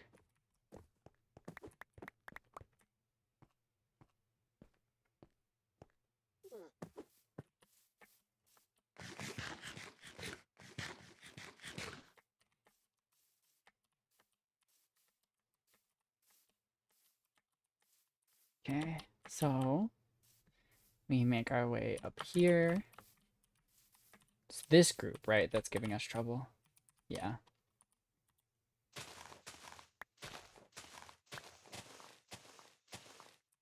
I think that should fix it. And this fall shouldn't kill us.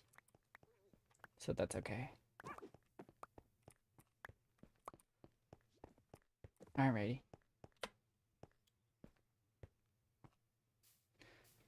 Just make a floating T in the middle of the ocean. It's efficient enough. I don't have like a large enough ocean space though.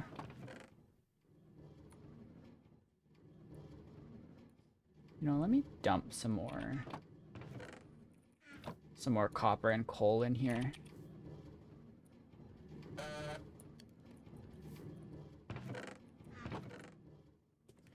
Just to use them on something. Thankfully, I don't have any cobblestone on me, which is good.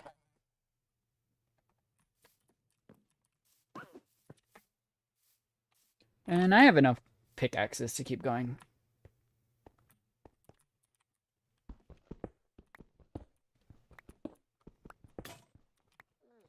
Oops. Damn. Well, I'll grab that one later, probably.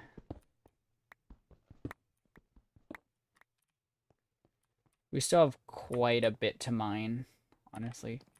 But, like, the first area of it is almost done at this point, and I'm pretty satisfied with that.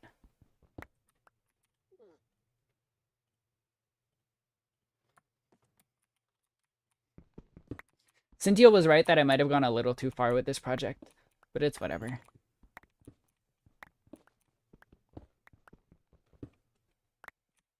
Because look at that. That is the first section of it done. And I left one block up there. Damn.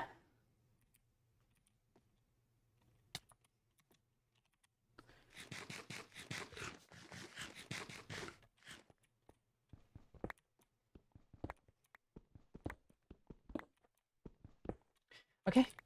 Honestly, I'm pretty happy to start on, like, the actual...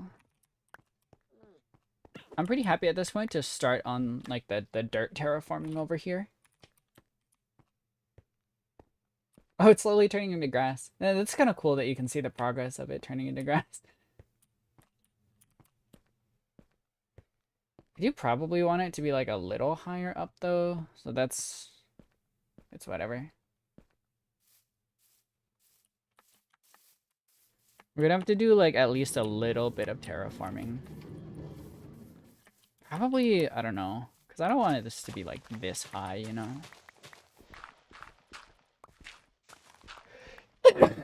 Excuse me.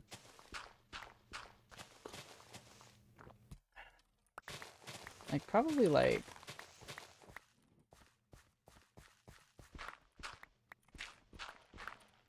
This is pretty good.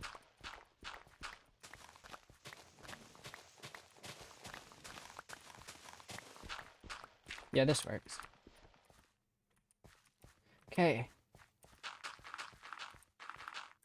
Like, do I want this to be, like, 3 blocks up? Probably 3 blocks up, right?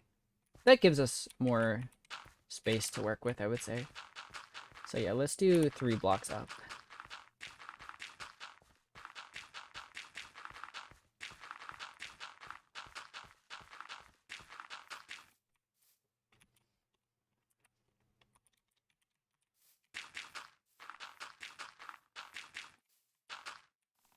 Oh yeah.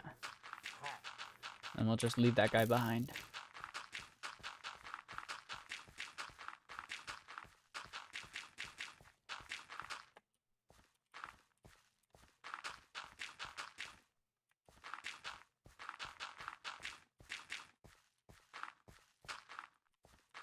Nice.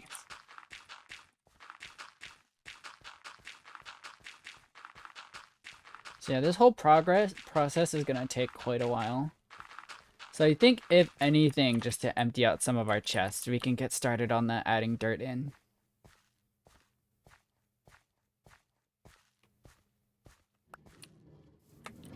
And that'll get us a lot of the way there to where we're trying to be.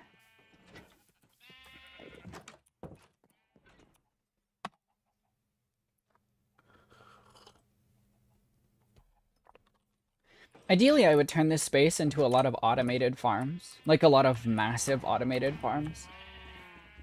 That can just... So that I just never really have to worry about any crops. Let's dump our cobblestone in here. This chest is getting pretty full now.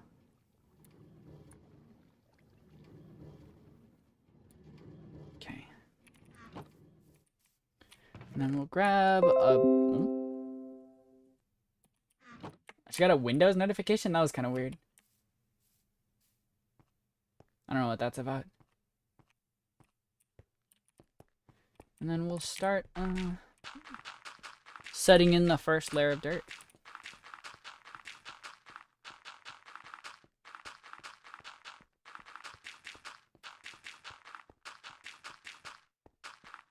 Oops.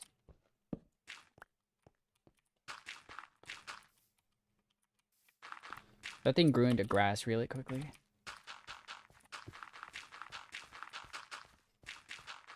I'll probably set the first 2 layers of dirt, because I know I want at least 2 layers of it, but I don't know about the rest of it necessarily. So we'll figure that out as we go.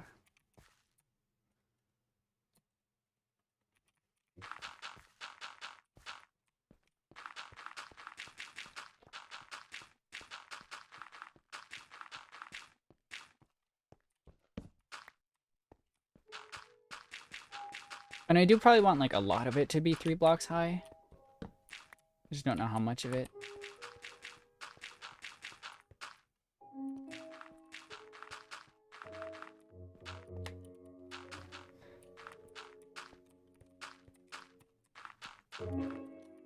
Okay.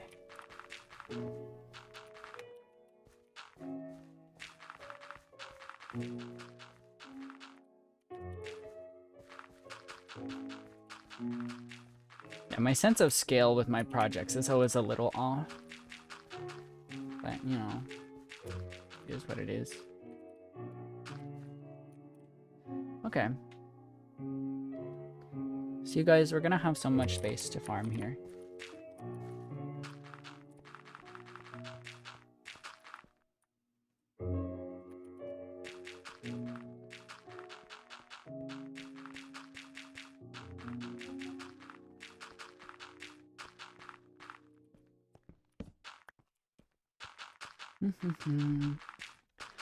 Recently I've been playing a lot more JRPGs.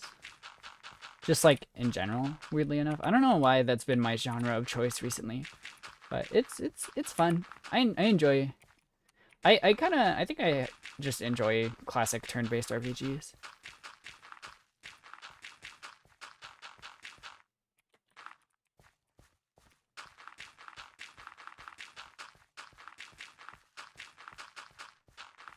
I will say that I'm not as big of a fan as of action RPGs. I think action RPGs just aren't quite my thing compared to the turn-based stuff.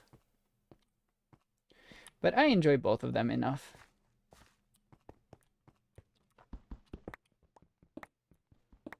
I'm gonna start mining this out.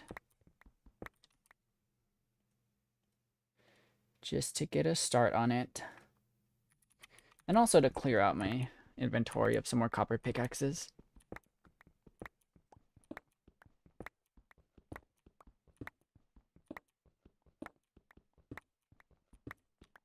Whoops. Damn.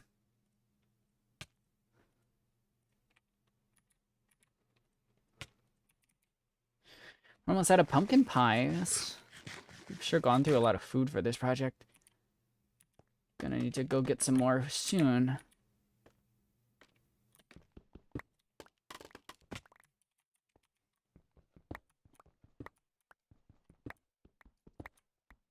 Let's mine out one more section of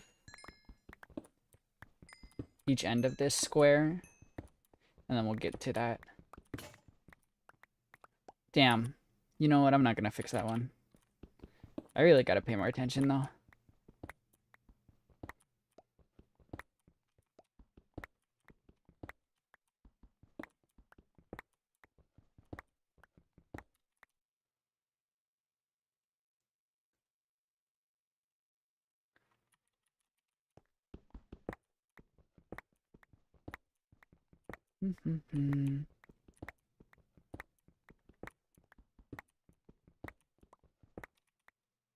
Okay.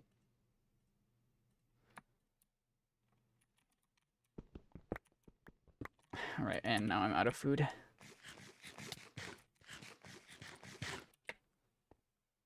Let's see, what can we use for food? We do have a lot of chickens. We could kill some cows.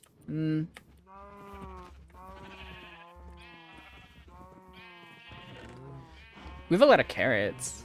I don't know. For now, let's just carry a stack of carrots with us, I think. We'll do the trick.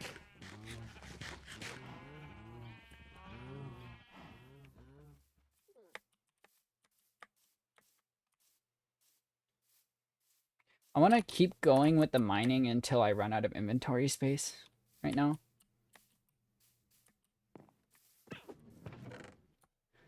Ah, God, I'm like out of chest space.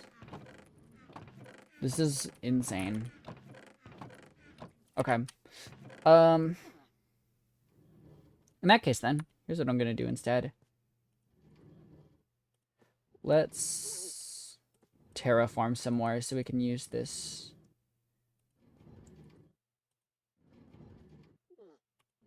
So that we can use this space for more cobblestone.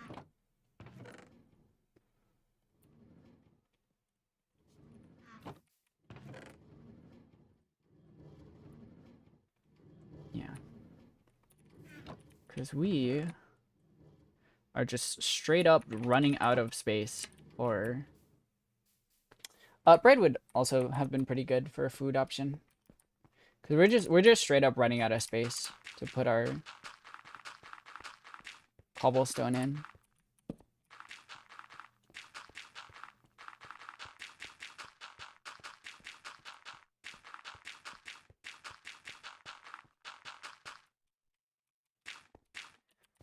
I do wish turn-based RPGs were a little more interesting to stream. Because, well, a little better for stream health. Because they don't get that many viewers. I've talked about why before. But it's basically just that unless you're already an established streamer,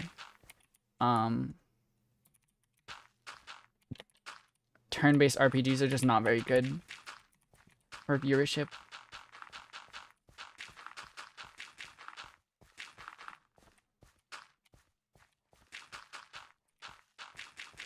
Not enough stimulation. Exactly, yeah.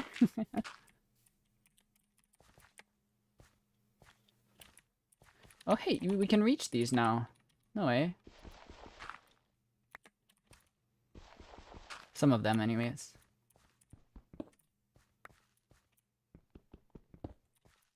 That's our limit.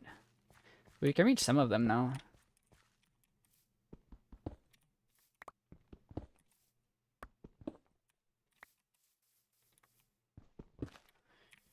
Nice. Those trees are pretty annoying. I'll get around to them.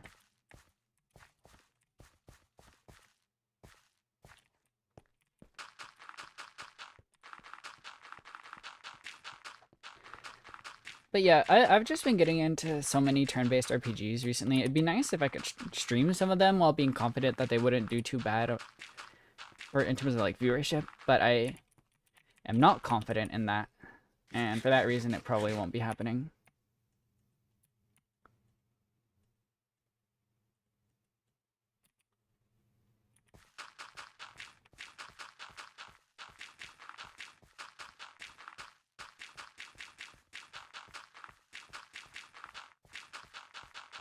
I mean, not that this is very stimulating either, which is why I assume this stream has lower viewership than recently. Well, I mean, recently our viewership hasn't been good in general, but that's mostly just attributed to I have work, unfortunately.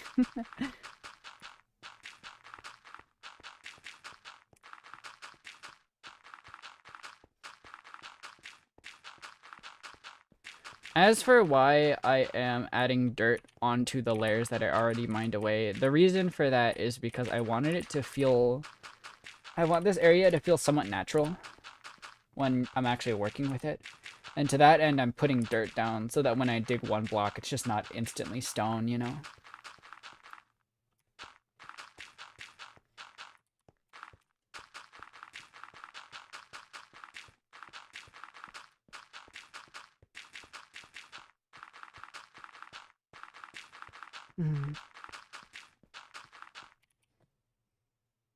Okay, we're getting through our dirt.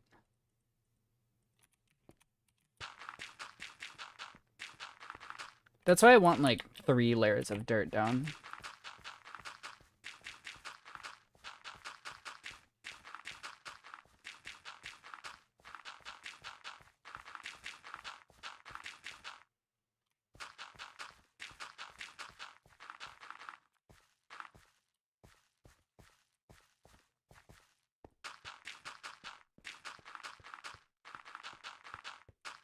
Three at least. Well, 2 at least for every layer I know I want. I don't know how I feel about the 3 layers specifically, but probably 3 layers for every block. At that point, it's more so just a question of like depth and whatnot, you know?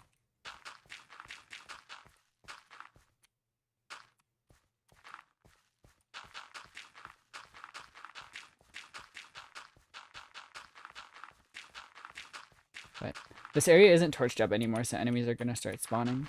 So after this, I'm gonna have to switch it up.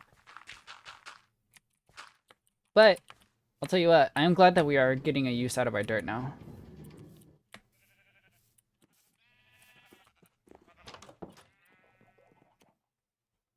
I want to remake my house, I really do. I think that once I'm satisfied with the new farming space somewhat, I'm gonna switch up my house so that it's not kind of ugly.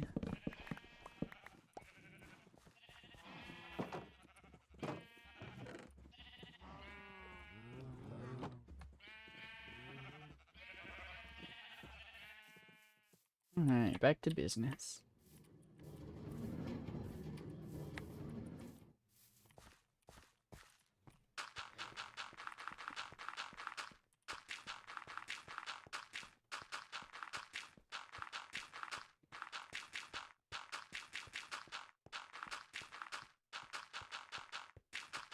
This area is indeed quite large.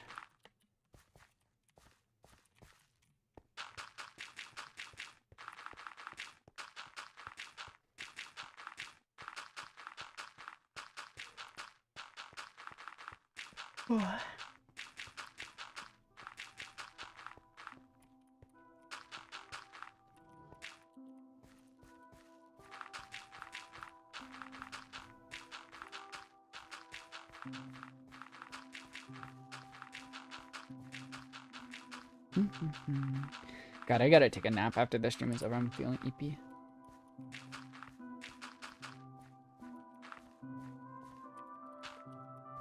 So this area can like at least somewhat stay as 2.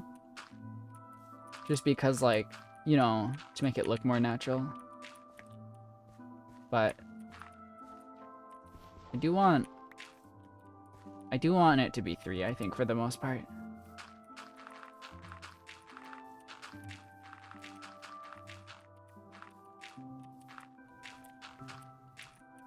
Okay.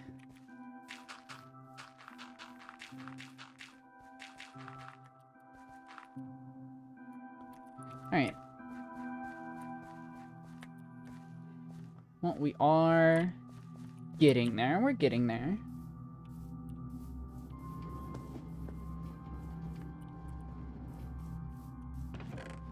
We still haven't quite emptied this chest out enough, but you know, it is what it is.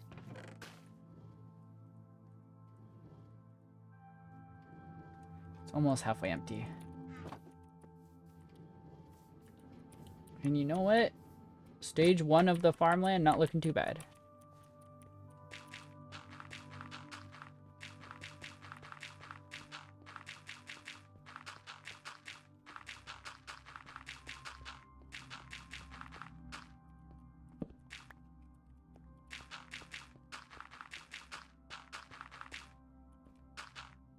Okay.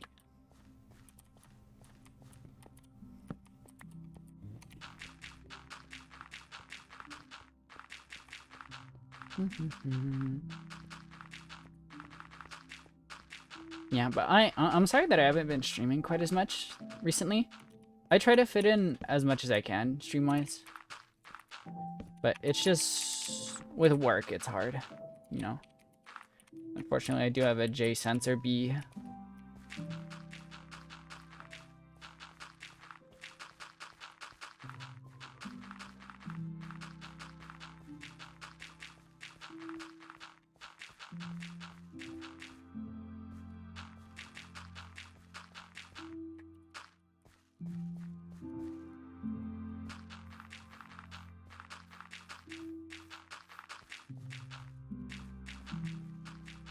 And then we'll fill in this area here.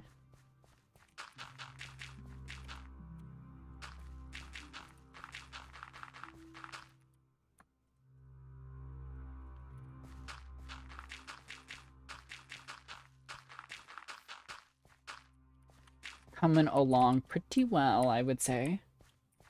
The dirt filling. It won't look natural, but I think it will look nice enough as farmland.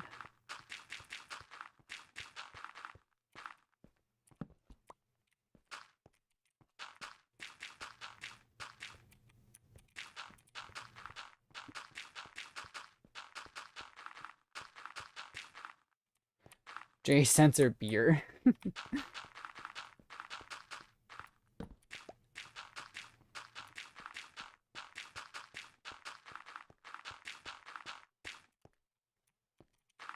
I'm definitely getting EP. This is a little more repetitive than the mining part of it, so but we're getting there.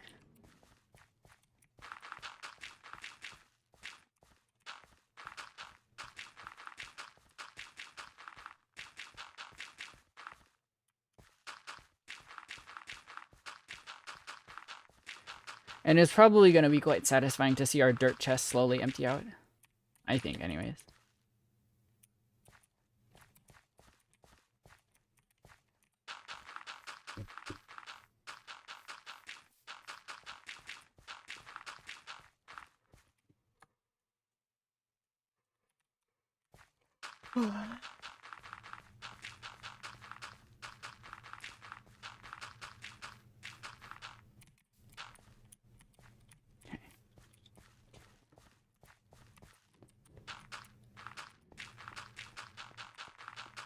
I don't really have a specific method to this key. I'm just kind of filling the dirt in as I feel like it.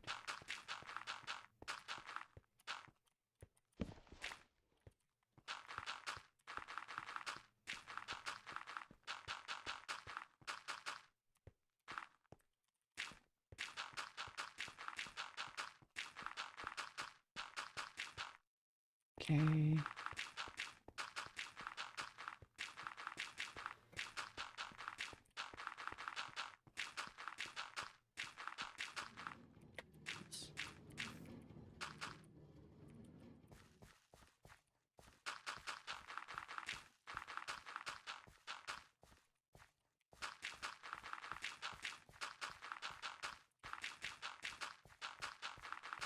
And we'll definitely finish up the lower area first. Yeah, actually, we're pretty close to that wall already, so... And it might actually be practical to stop at this point for the lower level. And to that end, I think I'm going to mine some more.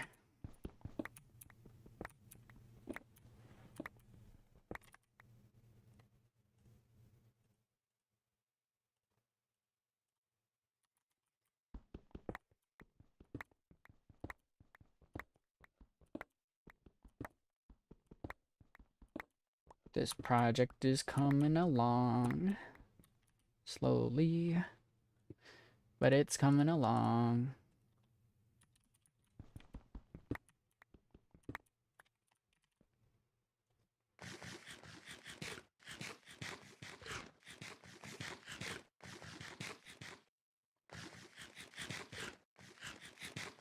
I love days off. I get to stream on them.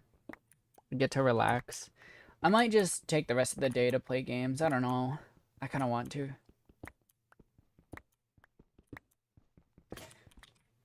Oh, god damn it. Maybe when I'm not paying attention to my durability.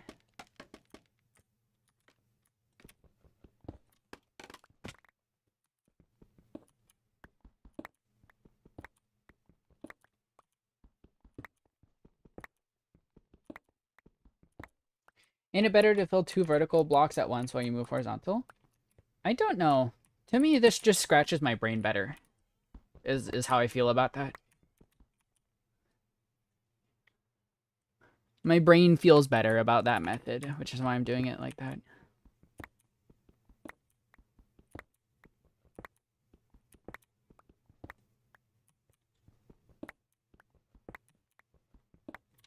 Okay.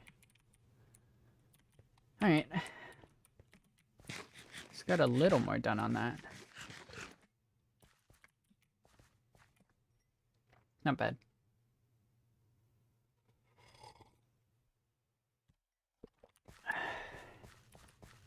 Also, I have to move my mouse less for just the one, which makes it easier.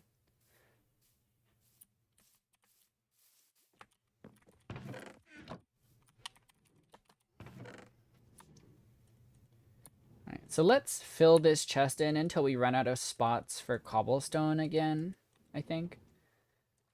And then this one is also quite full.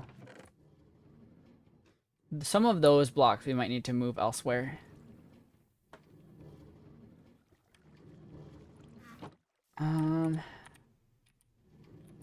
Let's take down some bamboo real quick to turn into sticks.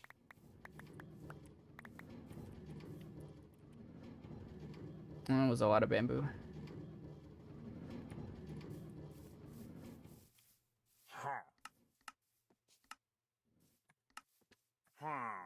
Is there? Why? Another raid.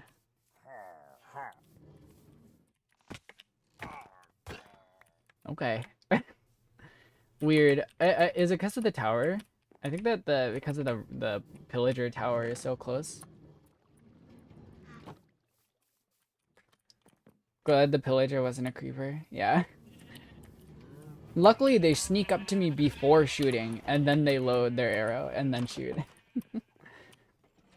Not the most, like, practical attack method.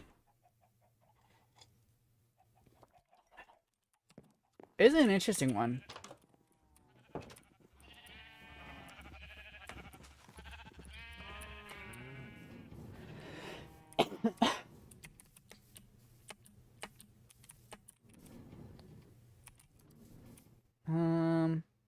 You know what? Since I have sticks in my inventory already, we can just turn the rest of these into sticks too.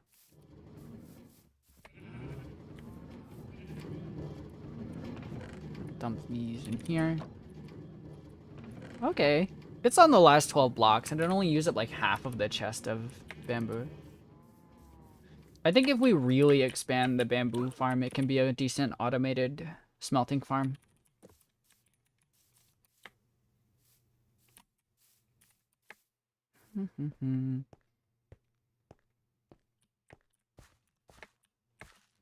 Okay. Yeah, let's keep mining.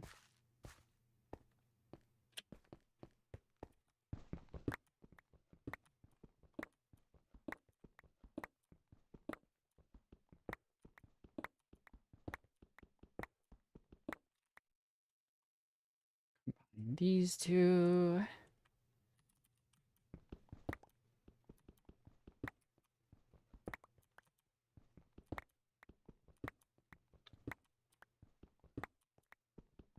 Okay.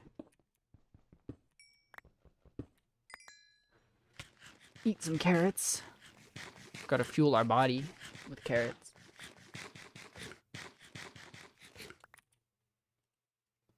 And we will combine these two.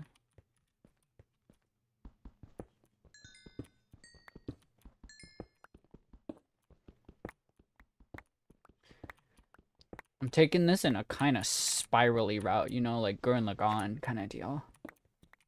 Ah, shit. Whatever, dude. I'm leaving that one. That one I think I'll be able to take care of once we build the dirt up in this area.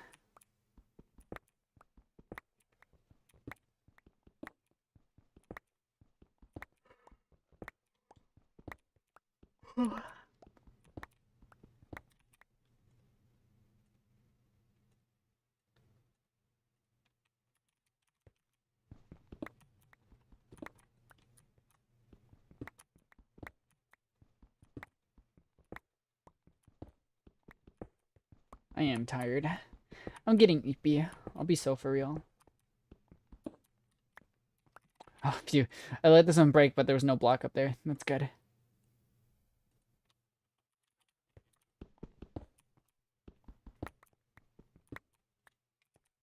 Cool. Big eeper, yeah. Big eeper. It's kind of true. Oh my god. My phone vibrates so loud when it's on its stand.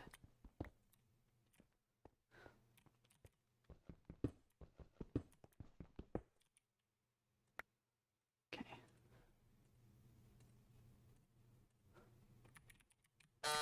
Jesus Christ. Sometimes it's louder than usual.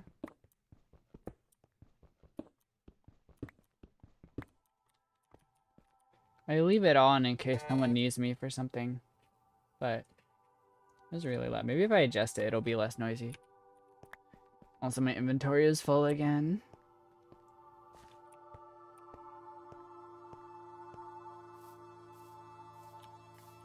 See, like this area, I'll probably allow to gently slope down to 2 blocks high.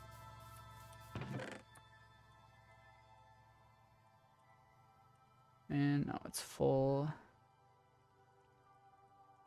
So you've got to take out some more dirt, which took less time than I thought for it to get to this point.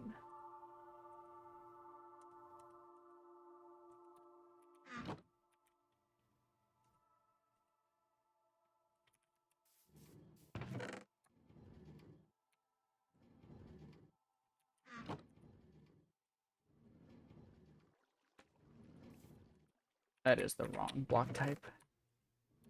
Thank God we still have space, but I think that's the last of the space that we have for that.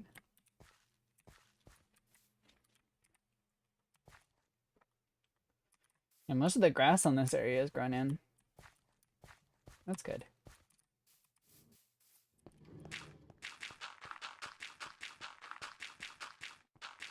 Yeah, when I place the blocks just as one row, it means I don't have to move my mouse, and I just have to back up and hold down right click, which for me is more practical, but it might not be the same for everyone.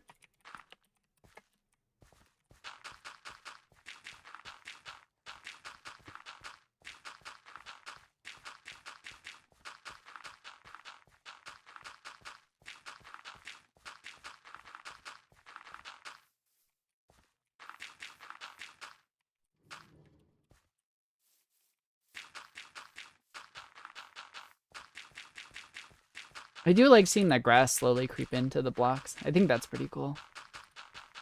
Kind of like the skulk sensors, but not bad, you know?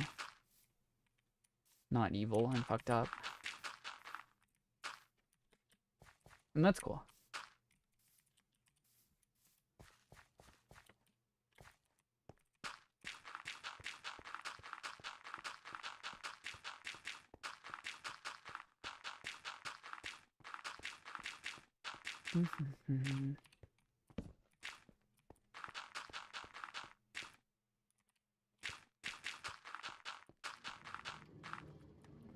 Whoops.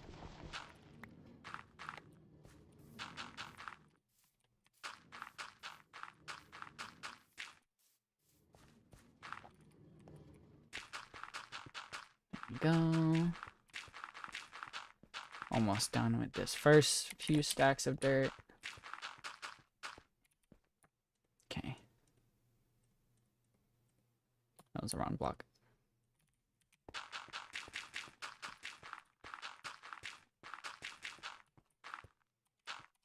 Oops.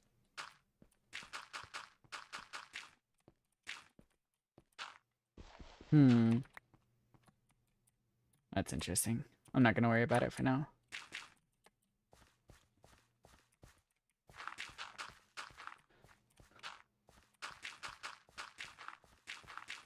Here comes a pillager. Boy Wonder. Rolling up with a crossbow. The guy persistent.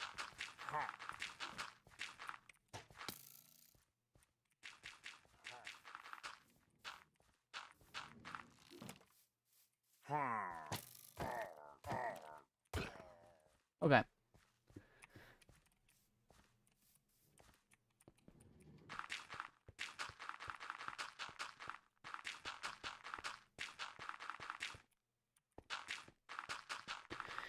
Let's see, when do I want to stop streaming? We've gone for like 2.5 hours, so... let me see.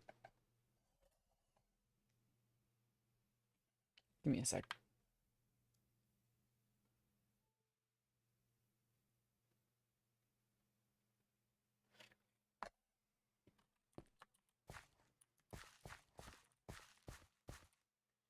Okay.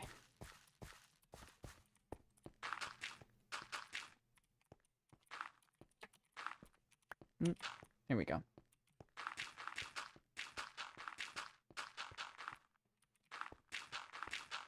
I wonder if, like, do you think in a conservative state, would a trans person get more acceptance saying that they're a trans person or saying that they are their birth gender and they just dress like the opposite gender? Like, would a femboy or a trans woman be more accepted in, like, a super conservative state, you know? Hypothetically. I don't live in a super conservative state, which I'm grateful for, but I'm really curious because the mindset of a conservative is interesting. They've done like studies on that shit. It's weird.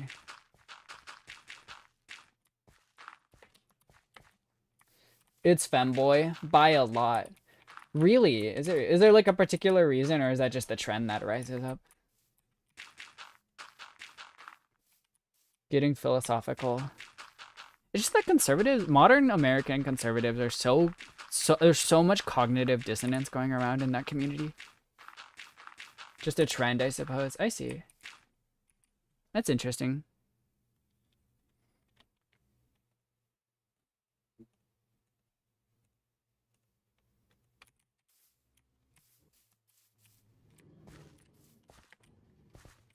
Okay.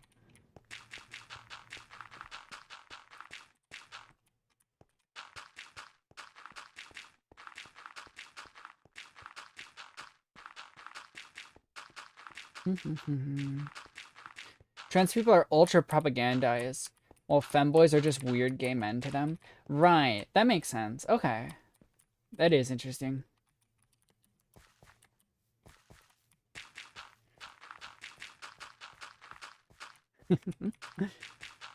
Gay men are accepted enough, but trans people are still getting there, I guess.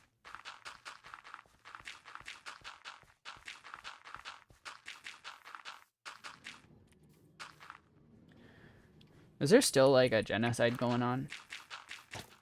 What the fuck? For trans people? I low-key kind of forget. And as a trans person, that's probably bad, but...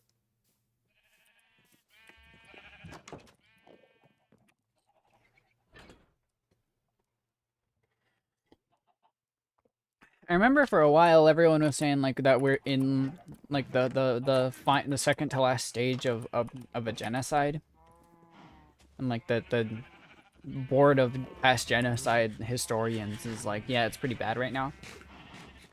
But like, I don't know. The next step was supposed to be like prosecution, and there's a little bit of that, but not any more than there was like a few months ago. They're trying, I think. Conservatives are trying. I believe there's a lot of there's a lot of attempts to make put laws into place against trans people, which is a shame. But they're trying real hard, and I think that that's a sign it's not really working, which is good. There's been like some triple-digit number. It was like 100 something, I think, anti-trans bills pushed in the last few months. But I think the fact that there are so many is a decent sign that it's not really working how they want it to, which is a good thing.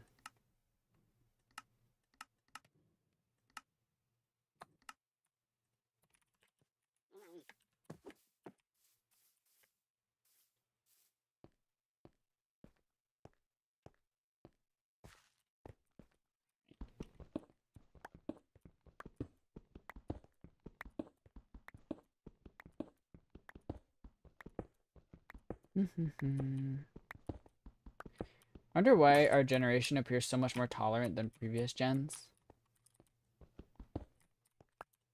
I feel like thinking we're the exception, Toto reference, is a red flag. Probably. I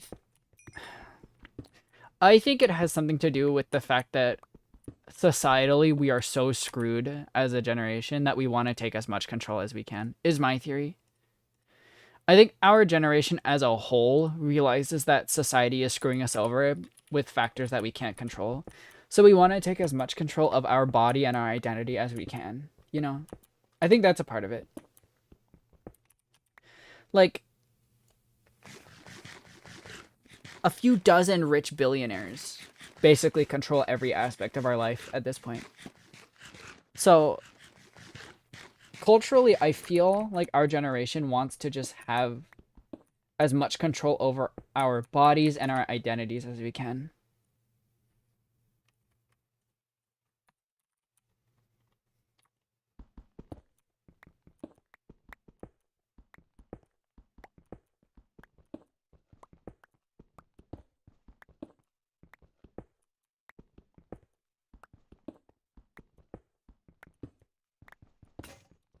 Damn it.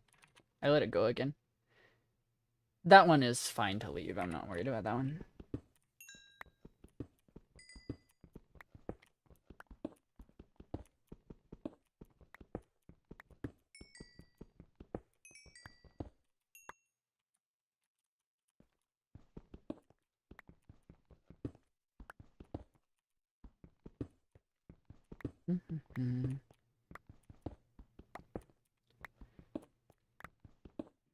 There are way more trans people than there were in the past. And I'm not going to go as far as to say that it's because it's a trend, but I do think the fact that it's a popular thing right now is a part of why there are so many trans people. I think there are a lot of people who are exploring their gender identities that wouldn't have bothered otherwise or even have felt a want to. And I'm not saying that they're not valid trans people because of that, because I'm one of those people. But like, I think it's a good thing that more people are exploring gender identities because they feel the fact that it's a trend opens more people up to the possibility of that when they otherwise might not have questioned it. You know, the fact that there are people questioning it who would not have before is a good thing. Like that's healthy for people to do, I think. Okay, so that doesn't work.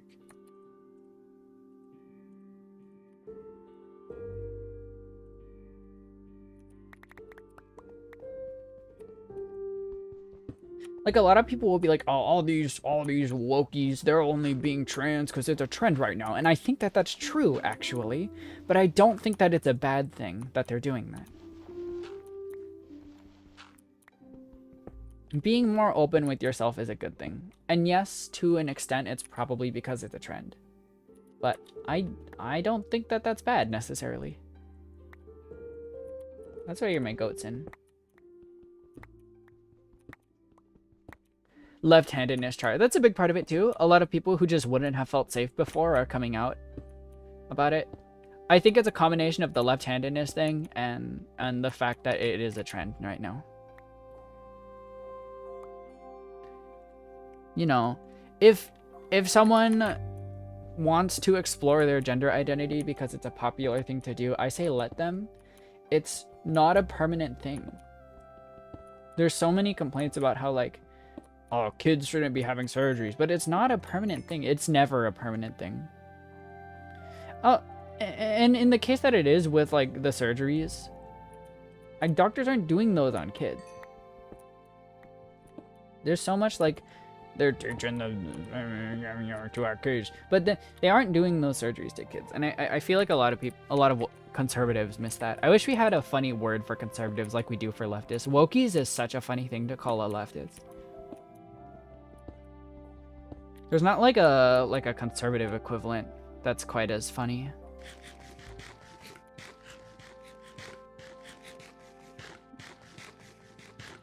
Calling someone a wokey is just inherently funny, honestly.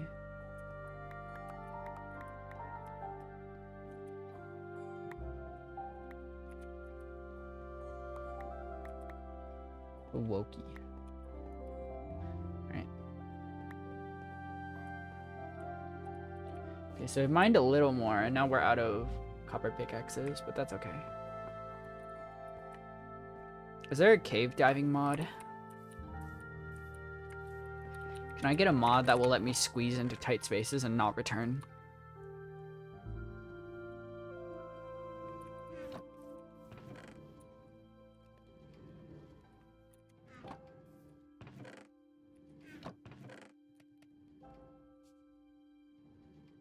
Okay, so this chest is...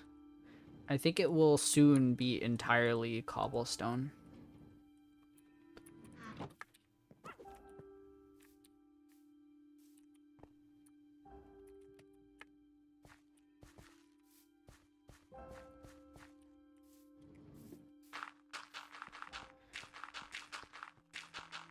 I also think they're like pushing it down the throats of children thing is a stupid argument and wrong, because if children could be influenced by that in that way to become trans, then there would be no trans children because everyone is cis. Like, the argument is that the general argument is that by exposing children to trans people, they will start to want to be trans. And if that were true of human beings, then there would never be trans people. Because everyone started as cis, you know? It's like the whole, like, the same argument applies to, like, being gay. Like, if children being exposed to gay people made them gay, then we would never have gay people because they're always exposed to straight people.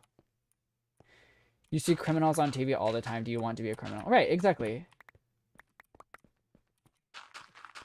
If anything, it makes them more open to exploring that as an avenue, which is a healthy thing to do. That's why I say the cognitive dissonance between, like, with conservative people is so crazy in America that there's been, like, studies done about it on why, like, conservatives in America are so cognitive dissonant, have so much cognitive dissonance. Cognitive dissonance is it's basically seeing facts and refusing to acknowledge them. It is what I'm simplifying a lot, but the cognitive dissonance as a psychological thing is like you see something that you know objectively is correct, but you choose to ignore it for your own biases. It's buffering like hell. YouTube is hearing me discuss woke things and they're cutting my internet.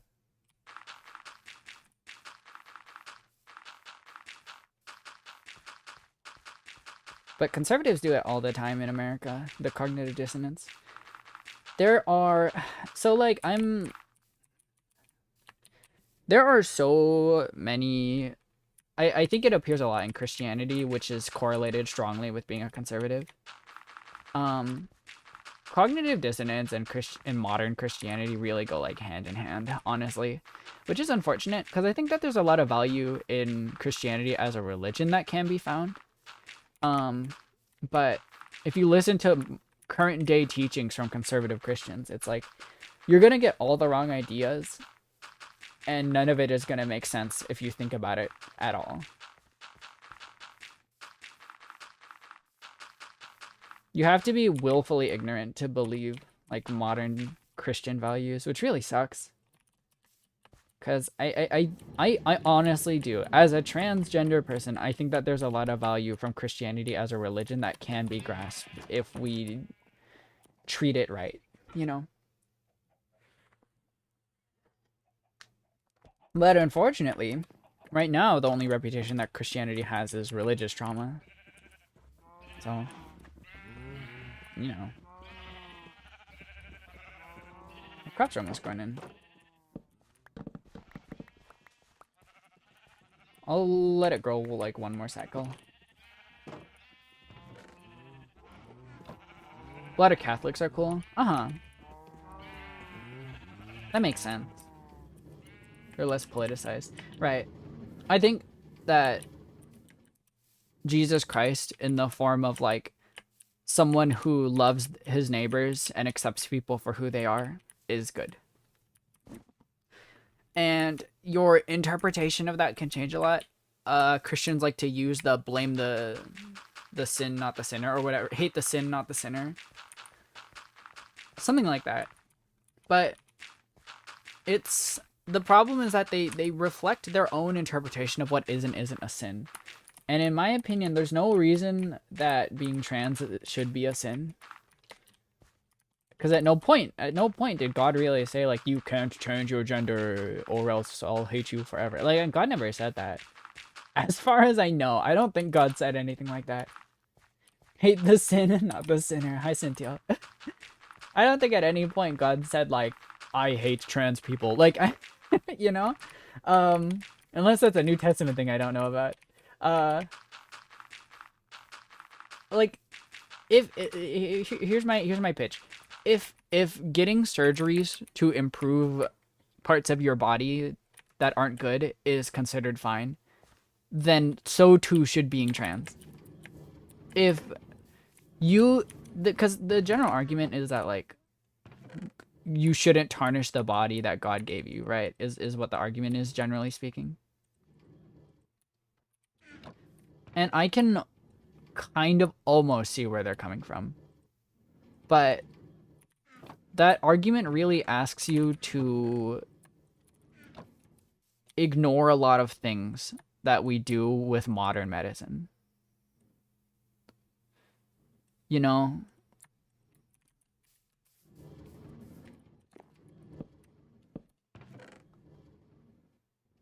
Because you really do have to just ignore modern medicine as a whole to make that argument work. Because we do surgeries to fix parts of our body that aren't healthy. We do plastic surgery to fix parts of our body that we don't like. But that's, you know, parts of our body that God gave us in the Christian viewpoint.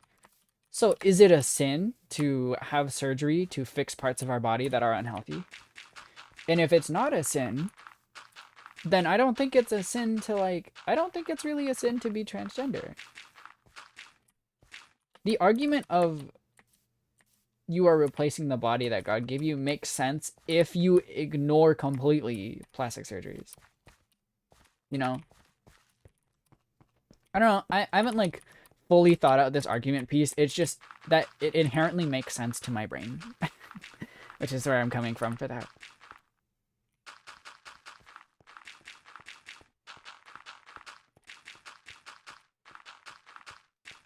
I should probably stop talking about religion.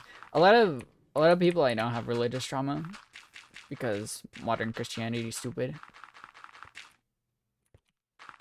Precious Brain. Precious Brian. From Family Guy.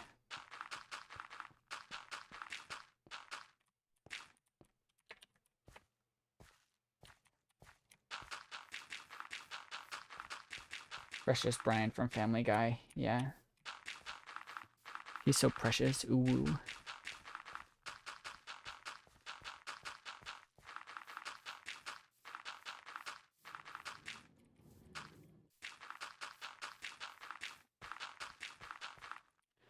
Alright, huge.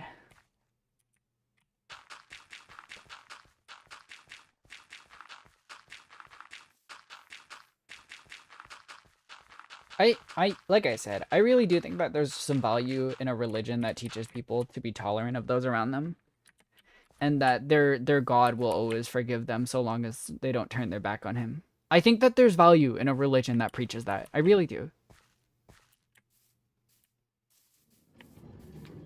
It's just that's not really what it is right now, you know? And that's a shame. Because I think that teaching people that could be a valuable lesson for many. Narita Bryan. Precious Narita Bryan.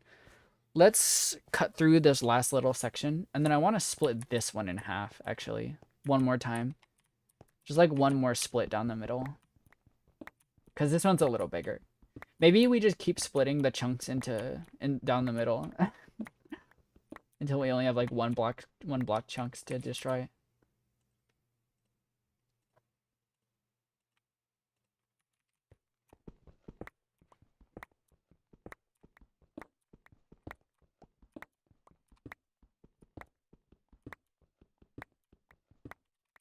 Okay.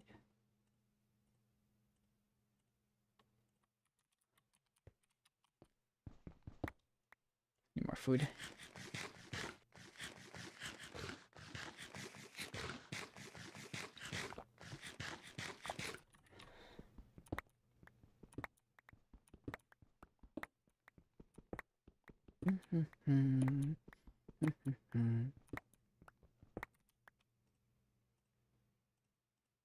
Yo, I hate capitalism. Why are monopolies just a thing that's allowed? They're supposed to not be allowed. Isn't that like an important part of our economy? That's what they taught me in school anyways. That monopolies are bad and that the government has ways to prevent them. But I don't think that that's true. There we go. Split down the middle.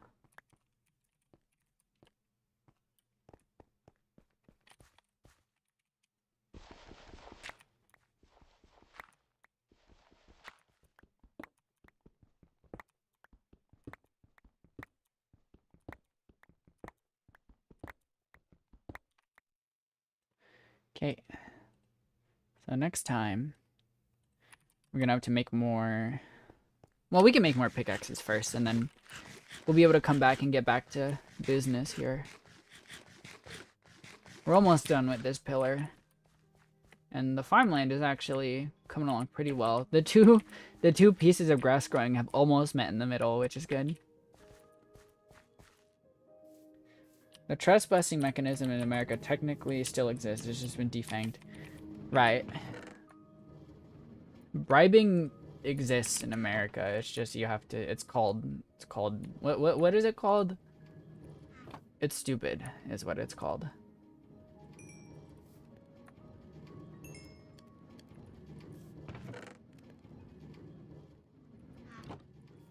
And I need sticks. Oh my god, all of my chests are so full. The mess. This whole operation is kind of getting messy.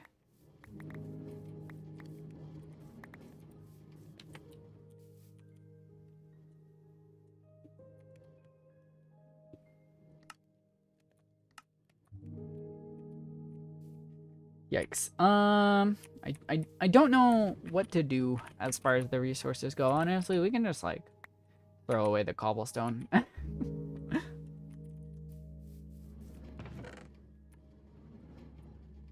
then the rest of the bamboo will toss into the smelting machine.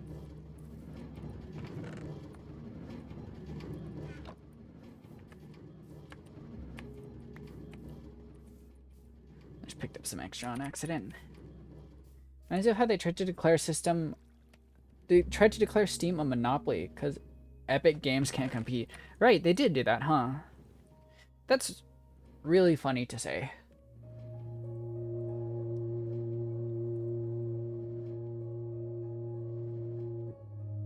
Okay. So, fill up our inventory completely with dirt.